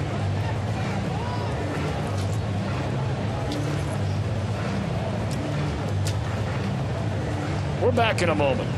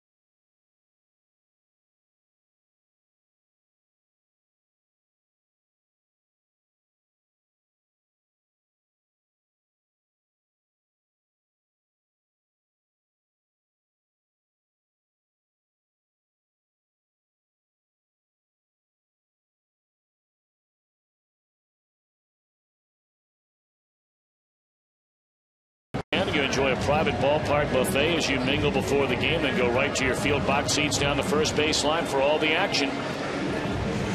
Open to groups of 25 to 200. Call 765-7600 or visit Reds.com/groups. All right. It's only a 3-1 ball game. The Cubs have runners at first and third with 2 outs here in the 7th inning. Aramis Ramirez coming up, and on to face him is Jose Arredondo. He's been pretty good lately. He's not given up a run. Arredondo has not since the Reds were in Philadelphia. He's had 5 outings since that time. The last one was against the Los Angeles Dodgers. Well, you got to be careful here on the first pitch. Well, he's a good breaking ball hitter. Aramis Ramirez is. That's why Arredondo goes with a fastball in the first offering. Ramirez had 1 hit in the first 2 games of this series. That was a double in the second inning yesterday. But he clubbed a home run on a hanging breaking ball the first pitch of his at bat back in the 4th to make it a 3-1 game.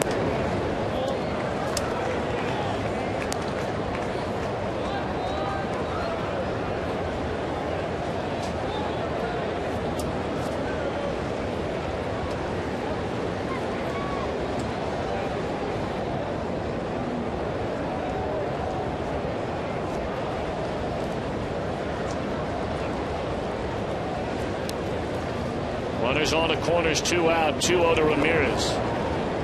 Is ball 3.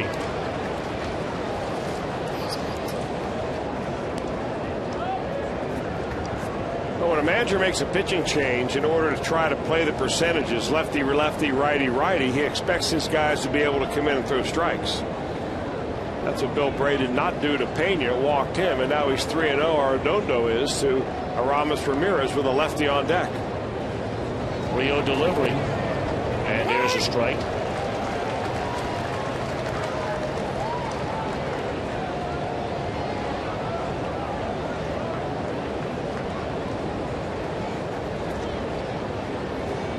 That's a big run down there at third base. You get 3 more shots at him here. 3-1 to Ramirez is in there, strike 2. Yeah, there's that split finger fastball. That's really his go-to pitch. He loves to throw that pitch. The problem with that pitch is that it's really not designed to be a called strike. Actually, that's his curveball right there. Oh, no, that's a splitter. He does end up throwing that splitter. You see him pronate his arm right that as he pulls down with his index finger, get that ball to tumble downward. All right, now 3-2 on Aramis Ramirez, and there is a ball. You have got to be kidding. Well, with 2 outs in the inning, you've got to know, or at least get communication, that your first baseman is not going to be on the bag. Well, he hasn't been on the bag the last 3 pitches. Now, all of a sudden, he decides to look at first base on a 3-2 pitch because he figures a runner's going to be running on the pitch. I'm going to fool him right here with throw over. And Joey Votto is nowhere near the bag. Well, that's an amateur mistake right there.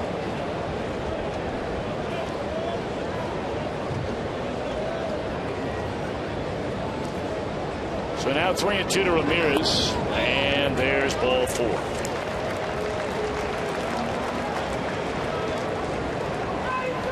Well, when your ball club has only 3 hits and 1 run, and you give up a run as easily as that, when you're on the verge of getting out of a tough inning and you balk a run in,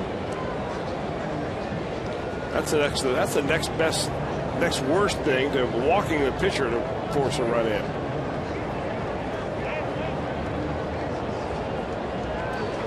So now Brad Snyder, he struck out twice and bounced out to second in his 3 at-bats today. You know, for the life of me, I go back again, Chris. I wish I had $1 just this year alone for every time you've scratched your head wondering about a pickoff attempt in games the Reds have played in 2 months this year. Not their pitchers all the time, but other pitchers as well. Yeah. Throwing over to first when it's a guy who's not running. Turning and throwing back to second in a situation where a guy is not running. And you throw the ball down the line, you throw the ball away, you commit a balk. I mean, where is Carlos Pena going to do anything to you? You know he's running on 3-2. Yeah, well, you know, the thing about it is, Tom, you're really not sure where that pickoff play is coming from. Is it coming from the pitcher, the catcher, the bench? Is Paul Giannis putting it on? You really don't know. But you do see sometimes bench coaches will be a little bit overzealous. They think they picked up something. They want the pitcher to have a pickoff play. But the problem with that is that when it's called from the bench, oftentimes the pitcher hasn't bought into it completely. And you just kind of going through the motions. And that's what that one looked like. It was a very deliberate turnaround by Arredondo, and there's no way that he was really going to pick him off because he wasn't that far off in the first place.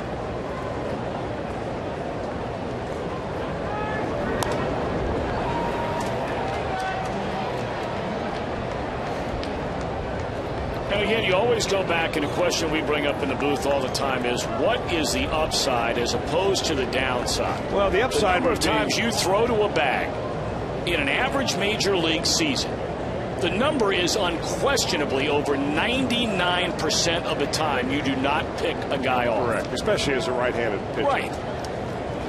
Well, and it's not like you've got Albert Pujols in the batter's box where you're afraid to pitch to him and you're looking to pick up and out on the base paths.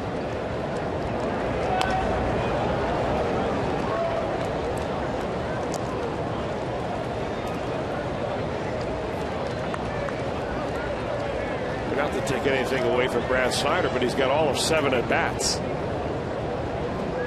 Let's go ahead and get the hitter. Well, it's still only a 3-run ball game, a 4-1 game with 2 on And 2 out, 2 balls and 2 strikes, and Arredondo delivers. And there's strike 3 to retire the side. So a balk brings in the run. And the Reds will bat as they stand and stretch at Great American Ballpark, now trailing by 3.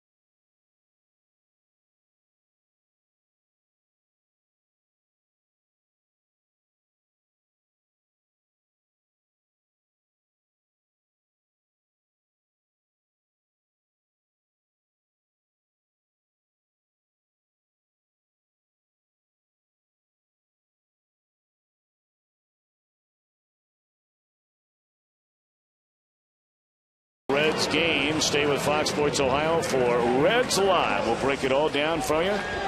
It's brought to you by Kings Honda, the Kings Auto Mall. Visit KingsHondaUSA.com. So, Brian Price chatting with Jose Arredondo, I'm sure, about that balk, which allowed the Cubs to tack on a run to their lead, which now is 3.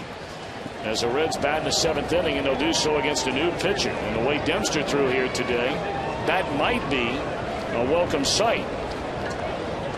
Although Kerry Wood, who has returned to his original team as a free agent during the offseason, is no easy guy to face. Dempster retired the final 10 batters he faced. So he goes 6 innings, allows only 3 hits and a run. Pitched out of a bases loaded, 1-out jam in the first. Walked a batter, hit a batter in that inning, and that was the only batter he walked and the only batter he hit. Well, he struck out the last 6 of the last 9 batters that he faced. I mean, he got stronger, it seemed like, as the day got warmer.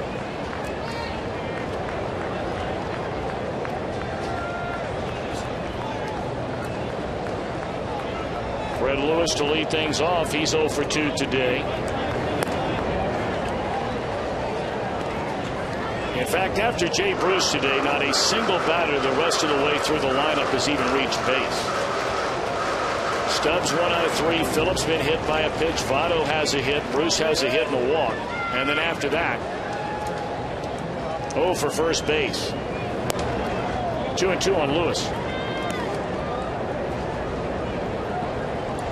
A little different approach that Kerry Wood's taking than what Ryan Dempster did. Dempster really kept the Reds off balance. A lot of breaking balls, cutters, change-ups.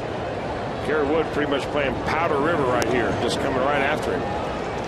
Now, Wood, his first 13 outings of the year, had an ERA of 1.3. His last 10 innings, he's given up 4 runs. So it's nothing terrible. Well, he gave up 4 runs, and that was in the game here in Cincinnati back in the middle of May.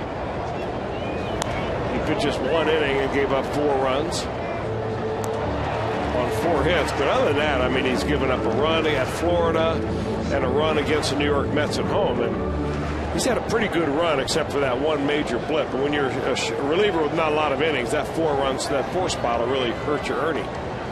Was he back with the Cubs after spending the last 2 years mostly in Cleveland? Finished up last year with the Yankees.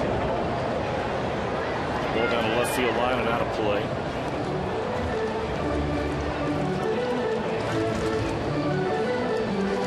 when he first came up, that slider that he had to be one of the best in the history of the game of baseball. I mean, he could tell you it was coming, and you could be a righty or a lefty, and it didn't matter.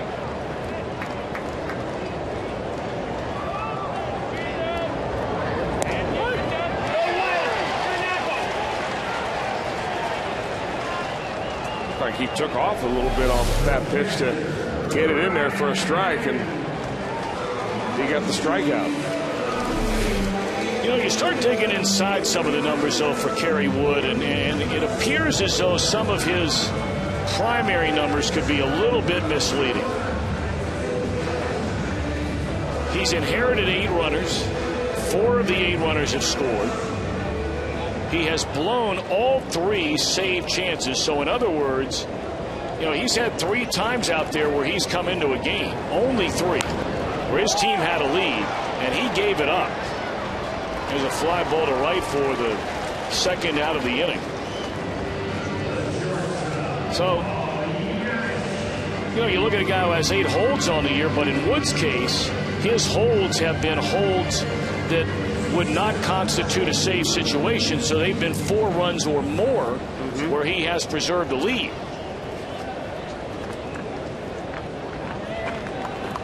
But he's made quick work of Lewis and Hannigan, and now Giannis. Well, you know, people that follow this ball club, the Cubs that is, and they speculate that if the Cubs become sellers at the trading deadline, maybe the first guy that you see moved would be Kerry Wood. He's only making $1.5 million. There's a lot of teams out there looking for bullpen help. Ramos Ramirez was asked that question yesterday and responded that he would not waive his no-trade clause if he was approached by the Cubs for a trade. Of course, Derek Lee said the same thing and then eventually changed his mind and went down to Atlanta.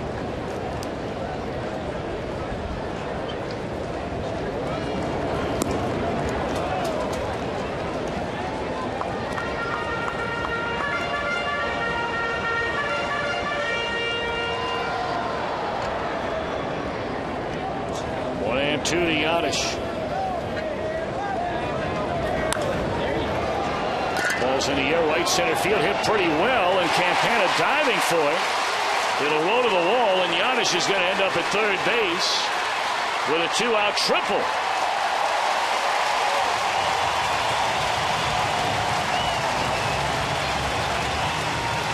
Tony Campana really didn't give Paul Giannis much respect as far as power, and Giannis hits the ball right in the gap. And Campana comes over. He's shading over to right center field anyway, but Campana kind of takes a track at that ball and realizes, whoa, that ball is really carrying.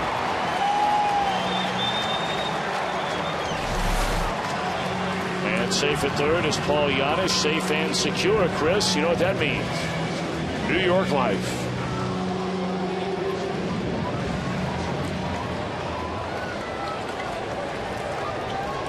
Now Johnny Gomes will come on the bat. For the pitcher, Jose Arredondo. And there's ball 1. Now we'll see Wood as we speculated we would here in this 7th inning. We'll see what happens in the 8th, but they have Marshall to get ready for Votto and Bruce. And the Reds are down 3 in the last of the 7th.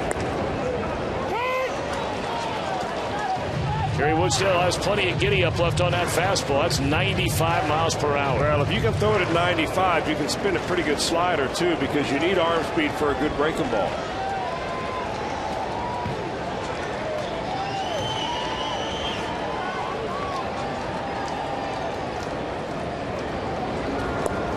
Started 2. They appealed. Didn't look like he went. Nope.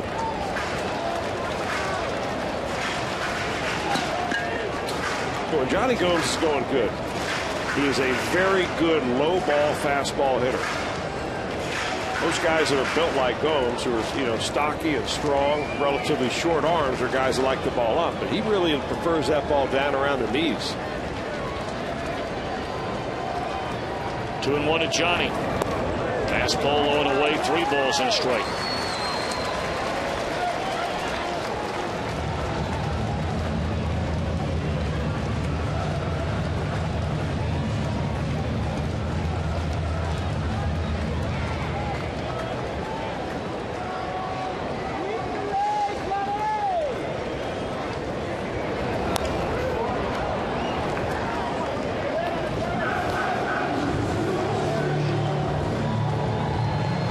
Looks like Wood got him on a little bit of a cutter that time. Took something off it, ran it away from him. And, you know, when Gomes hit the ball well the other night, he kept his left shoulder in. Last night when he struck out, pulled off the ball, the left shoulder went flying.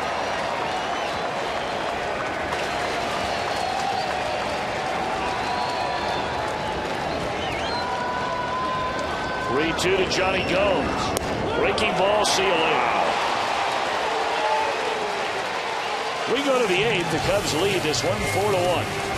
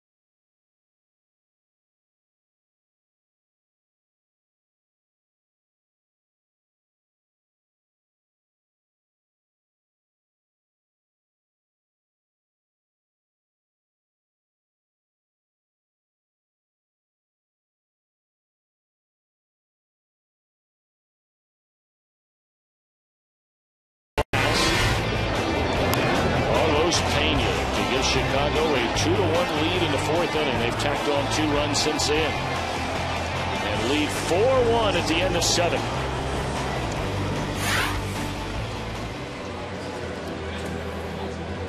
Well, you talked about it's a big game for the Reds here today.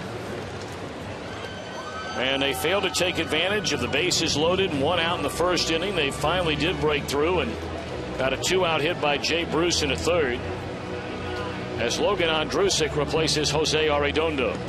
Andrusik is having an outstanding year. He gave up the grand slam Saturday to Matt Kemp, which tied the game. But outside of that, his outings have been extremely good all year long. Well, he's getting better and better, it seems, Tom. Now, you're going to have a blip every once in a while. You give up a home run here and there, but he is really pounded the bottom of the strike zone. He throws hard. And this is what's impressive to me about Andrusik is his batting average against left-handers. I mean, he just gives up nothing to left-handers. 5 hits and 40 at-bats against left-handers this year. And all of them singles.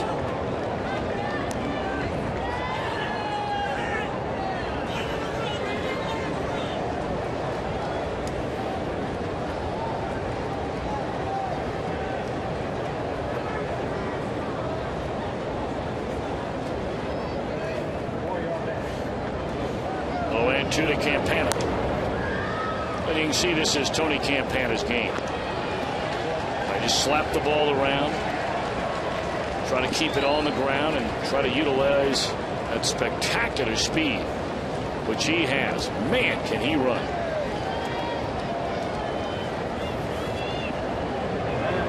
He's the kind of player that you go from college where you use an aluminum bat with a little bounce off the ball to wood, and you don't have that big of a drop off for him because that's not his game.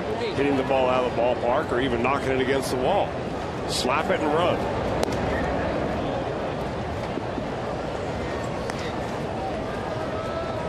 Kind of a Brett Butler type of approach if you want to go back that far. Well, what a career he had. Brett Butler had a great major league career. Pesky.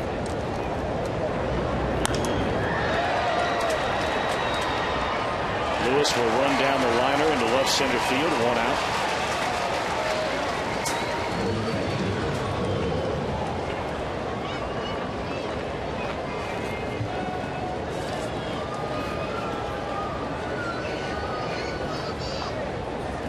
Reds will have a top of the order coming at him in the top of the 8th inning, and the question is, does Kerry Wood go ahead and start the inning?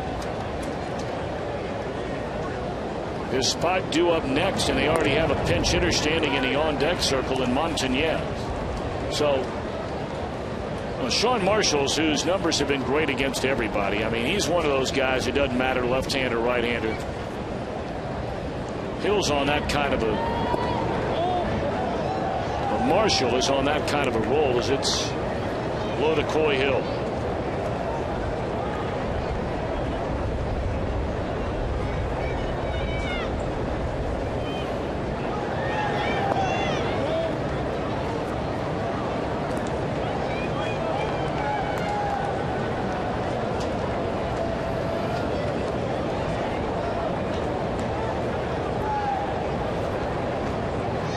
Two and one to Coy Hill, and there's a check swing and a miss to even the count. Reds have only had one base runner since they scored their lone run back in the 3rd inning on a 2-out hit into right field by Jay Bruce, who brought in Drew Stubbs. Dempster retired the final 10. And Kerry Wood allowed a 2-out triple, and here's a base hit by Coy Hill. Coy Hill has been on base 3 times today, 2 hits and a walk. Pretty good for the number 8 hitter, but you know, he's a little bit deceiving. He does not hit left-handers at all, and that's brought his batting average down in the mid-220s. But if you just see what he does against right-handers, he's up over 260. Swings the bat pretty well.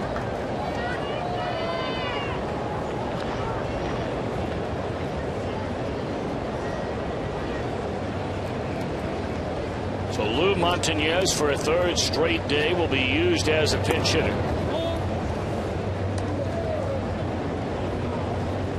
Cubs only have one left-handed batter available off their bench, and that's Tyler Colvin.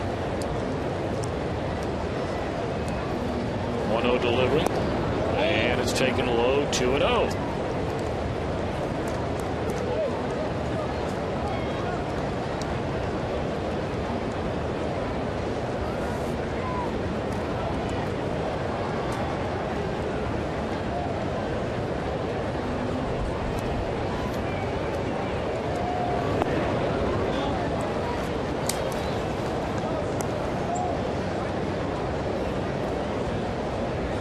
Andrusik is just asking for trouble here in this inning. Falls behind Hill. Granted, his numbers against right-handers are better than the lefties, but he's hitting .215 on the year. You fall behind him, he gets a double. And now you're going 3-0 to Montañez. 3-1, and you've got Fukudome and Barney following the pinch hitter. See if Logan can battle back from 3-0.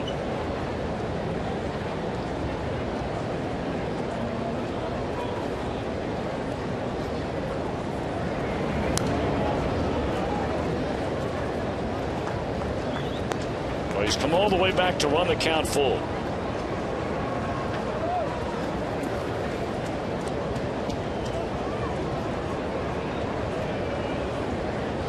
$31,367 on hand for this Wednesday afternoon matinee. There's a grounder foul. That is by far the largest crowd of this series. And again, the only day game of the series.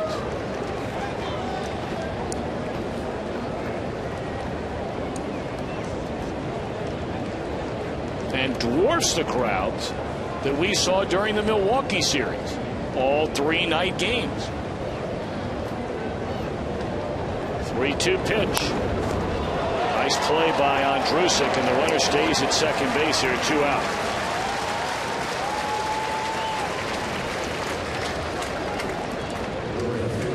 It's almost a good thing there Andrusik didn't turn around, because Hill had drifted just far enough off the base that maybe you think about throwing back to the bag, and then maybe if the throw's a little bit offline, you don't get anybody out. That little teaser distance. Yeah.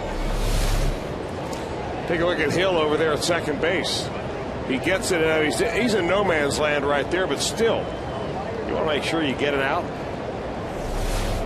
very least, though, Andrusic should have turned and looked, because Hill, unnoticed, may have been able to just walk right on into third. Now Fukudome with 2 outs and a runner at the second base. Fukudome started the afternoon with a ground out to short, a fly ball to right, has doubled to right, doubled to left, and scored his last 2 times up. Again, the Reds with a top of the order coming up in the bottom of the 8th inning. And they're down 4-1.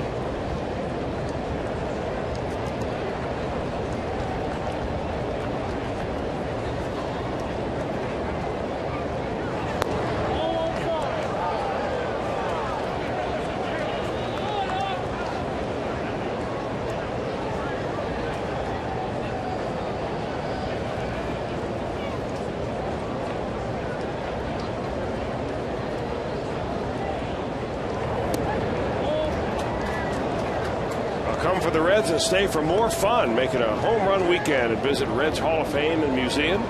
Don't forget to book your trip at CincinnatiUSA.com.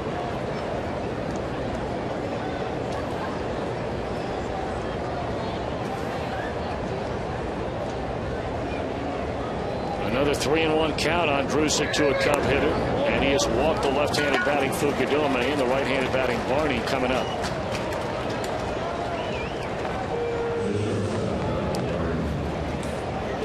Bronson Arroyo walked only 1 batter, and that was an intentional walk in 6 1/3 innings. Each of the 3 relievers the Reds have brought into the game have walked a batter. Ray walked Pena. Arredondo walked Ramirez. And now Andrusic, a 2-out pass to Fukudome. 2 on, 2 out.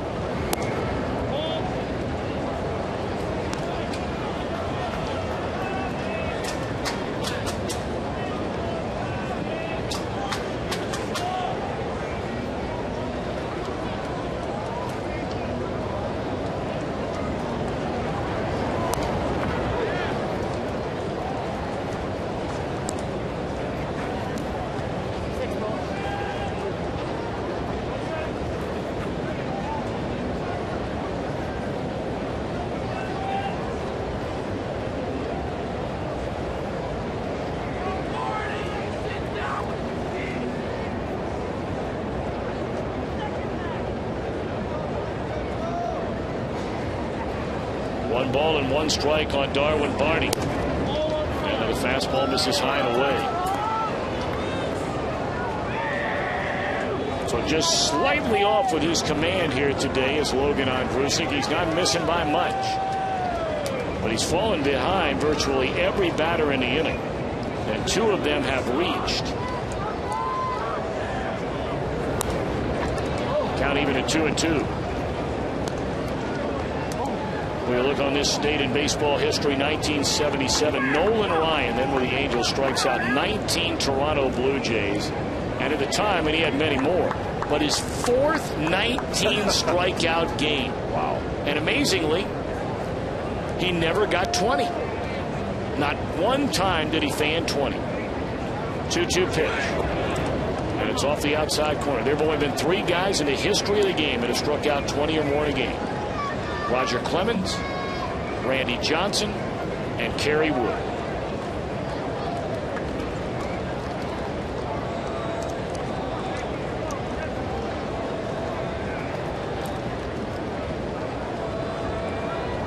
Three and 2 the count. The runners go, and it's fouled off and out of play. Well, who could ever forget this? May the 6th of '98. Kerry Wood in his rookie year, first month in the big league, struck out 20 Houston Astros.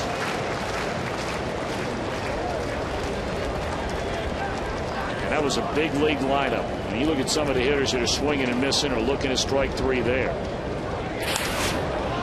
Fly ball center field. Stubbs is waiting, and Andrusic pitches out of trouble. Cubs lead 2.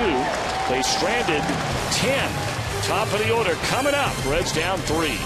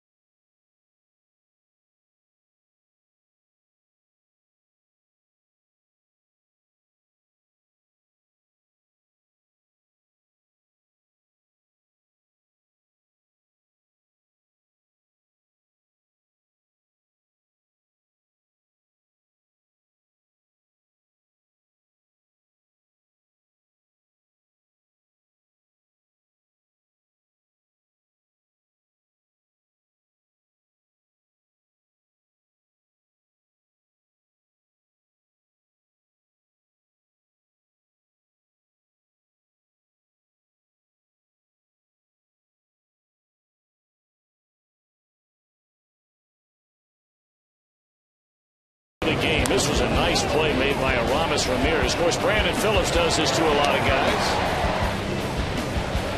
And Brandon, the batter, thrown out on a barehanded pickup.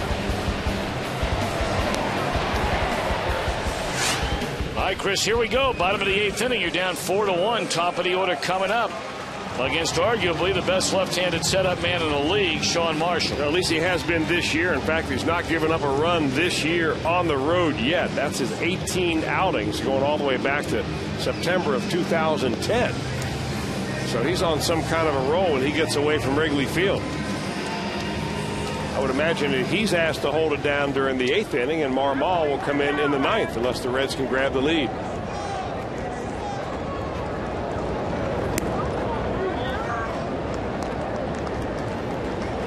Montanez stays in the game to play left field, replacing Brad Snyder, part of a double switch with Marshall entering the game.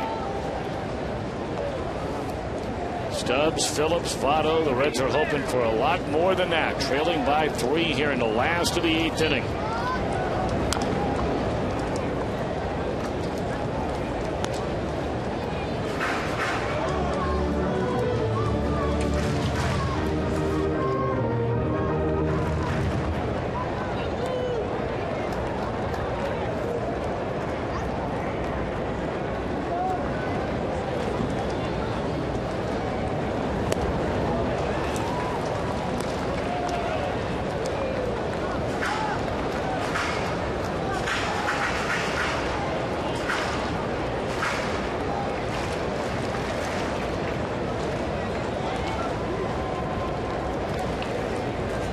Two to Stubbs, and he struck out again. 1 out in the inning. Pretty good looking pitch right there by Sean Marshall. He set him up with a nice fastball, then a little backdoor curve. And the whole idea is to get that right-handed hitter to freeze and give up on it.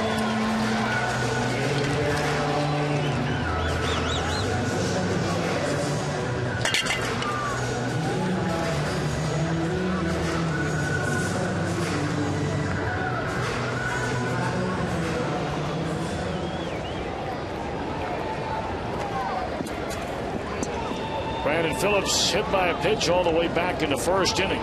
He has since bounced to 2nd, and we showed you that play a moment ago on a barehanded pickup by Aramis Ramirez. That was in the 5th. Reds only 4 base hits, and 3 of the 4 came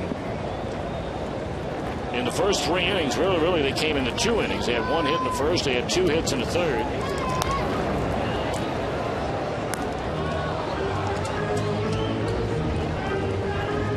And that 2-out triple by Giannis in the 7th.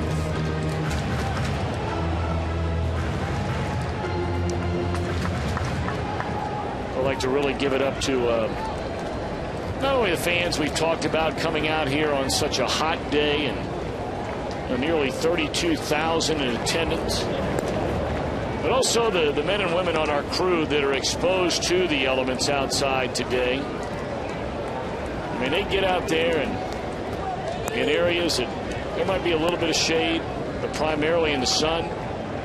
And they have done a great job, as they do every single day. A job well done. 2 out in the inning.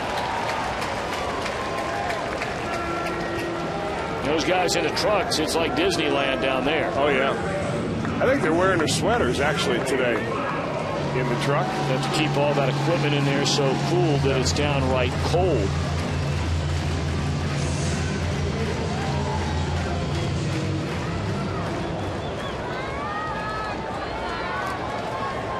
Two away now for Joey Votto. Reds down to their final 4 outs of the afternoon. Now the Cub closer is no sure bet. We know that. He allowed a game-tying run with 2 outs in the 9th inning on Sunday in St. Louis.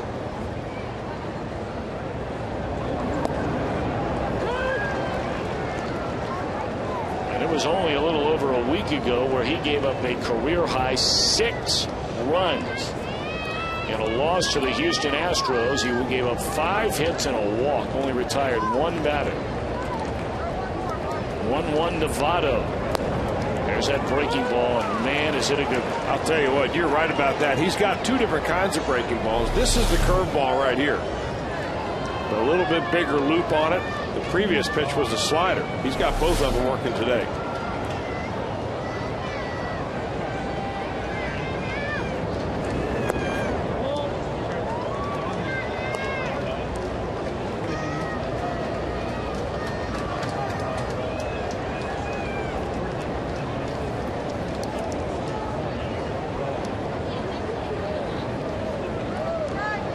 Two and two to Votto. Jay Bruce waits on deck.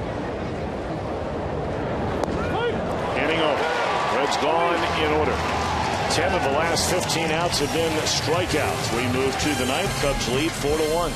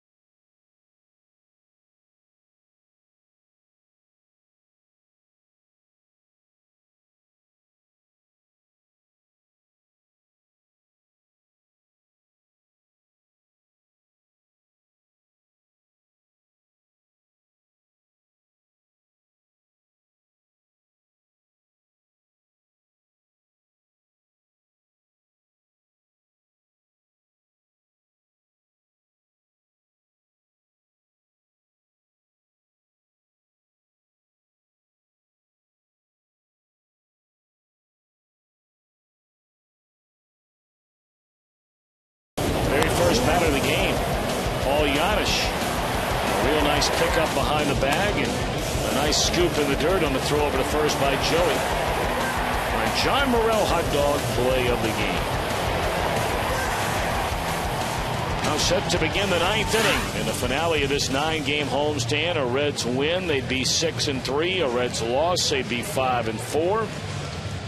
Before they embark on a 7-game road trip in 7 days against the Giants and the Dodgers. And now taking over on the mound is Francisco Cordero.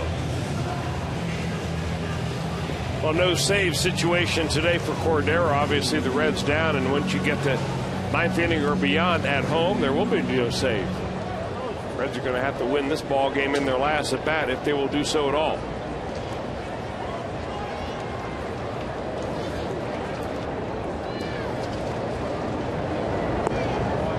Well, you look back on that run that scored on the balk in the 7th inning, and that still looms large. I mean, you say, well, the Reds aren't getting on base. And you're right. They're not getting on base. They only have one base runner going all the way back to the 3rd inning. But when you always know you're that proverbial bloop and a blast away from tying the game. Yeah.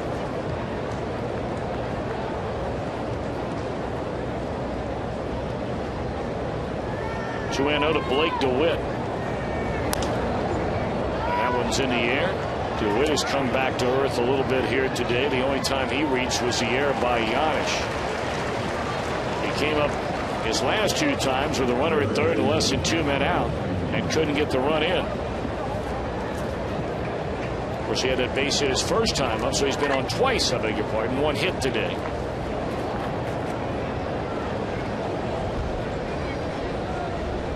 But it was DeWitt reaching on that error in the 4th inning that laid the groundwork for this guy, Carlos Pena.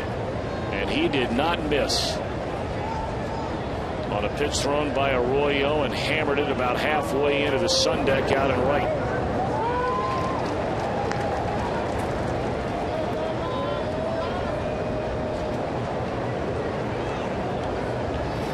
The Reds will not see the Cubs for quite a while. After this 3-game series, they will not convene again until August 5th, 6th, and 7th in Chicago. And the Reds will make another trip there the first week of September, and 1 week later the Cubs come back here for 4 games, and that'll take care of their division rivals. So it'll be a while before we see the Cubbies again.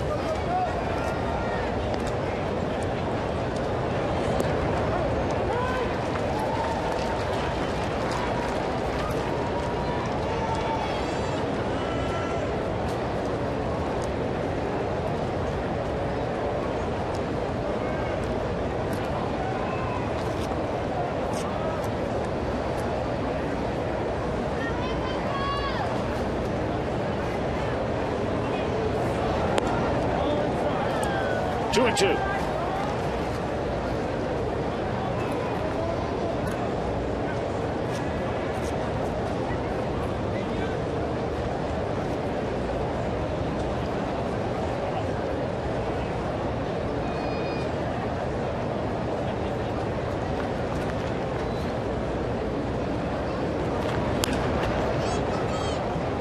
Two balls and 2 strikes on Carlos Pena. 1 out, nobody on. We're in the 9th. Bottom of the 9th inning against Carlos Marmol, or at least one would assume Marmol. He's down there throwing. Jay Bruce, Miguel Cairo, Fred Lewis. Reds have some options on their bench, although you really wonder, I mean, what are the options on their bench? They have been, going the last number of days where they've waited on Edgar Renteria to be healthy enough to play. We know about Scott Rowland. As Pena's gone swinging. You've already used Johnny Gomes, so you for sure have Ramon Hernandez and Chris Heisey. When Fred Lewis starts, the Reds do not have a single left-handed batter available off of their bench.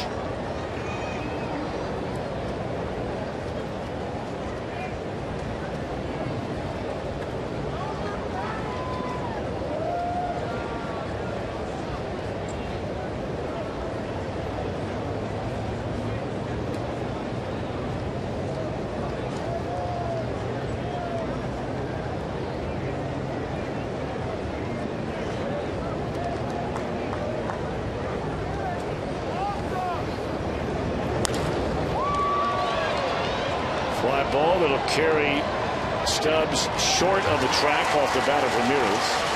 That will end the inning. So here we go. Bottom of the 9th inning. Reds are down by 3. Can they rally?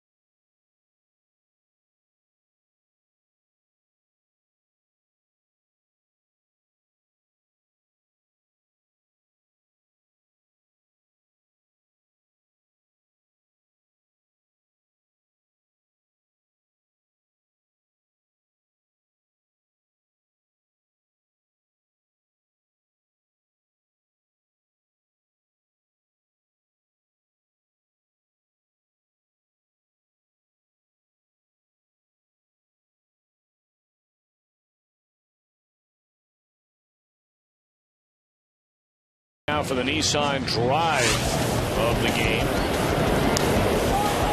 Hanging breaking ball and deposited to the seats in left field by Aramis Ramirez. Only his 3rd home run the entire year. Hard to believe. In 200 at bats. DJ LeMahieu comes into the game, and he will take over at second base. So an infield of Pena, LeMahieu, Barney, and Aramis Ramirez.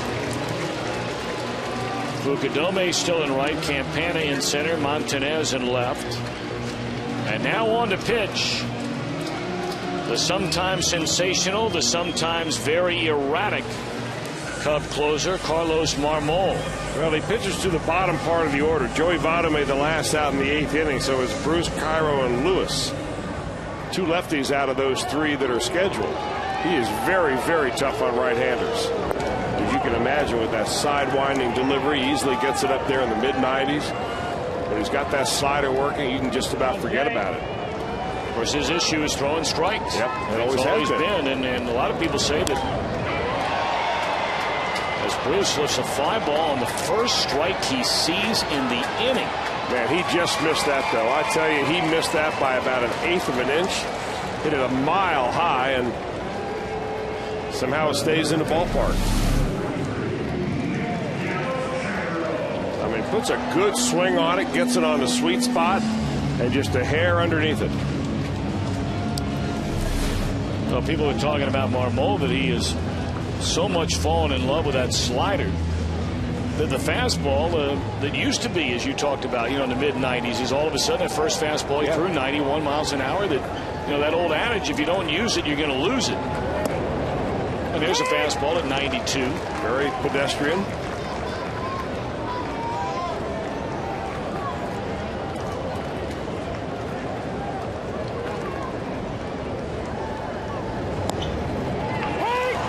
Back with a slider to get ahead 0-2 on Cairo.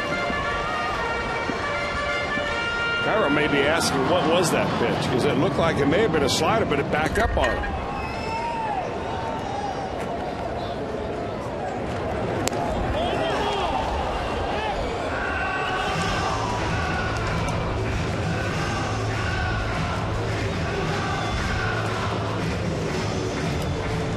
Well, the Cubs have simply gotten outstanding pitching so far here today. Dempster,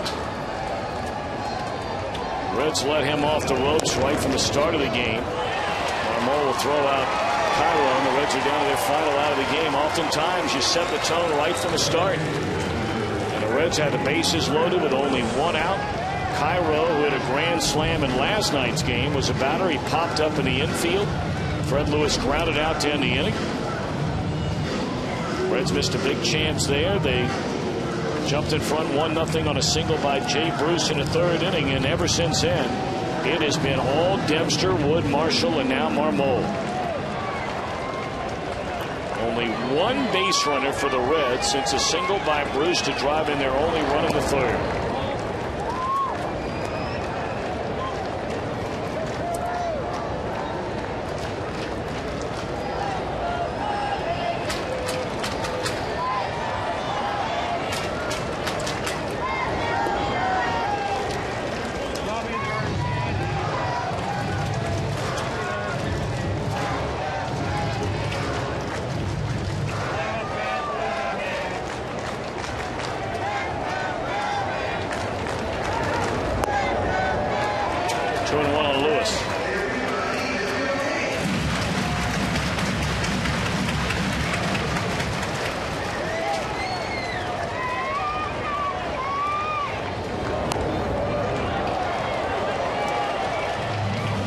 And now 2 balls and 2 strikes on Lewis.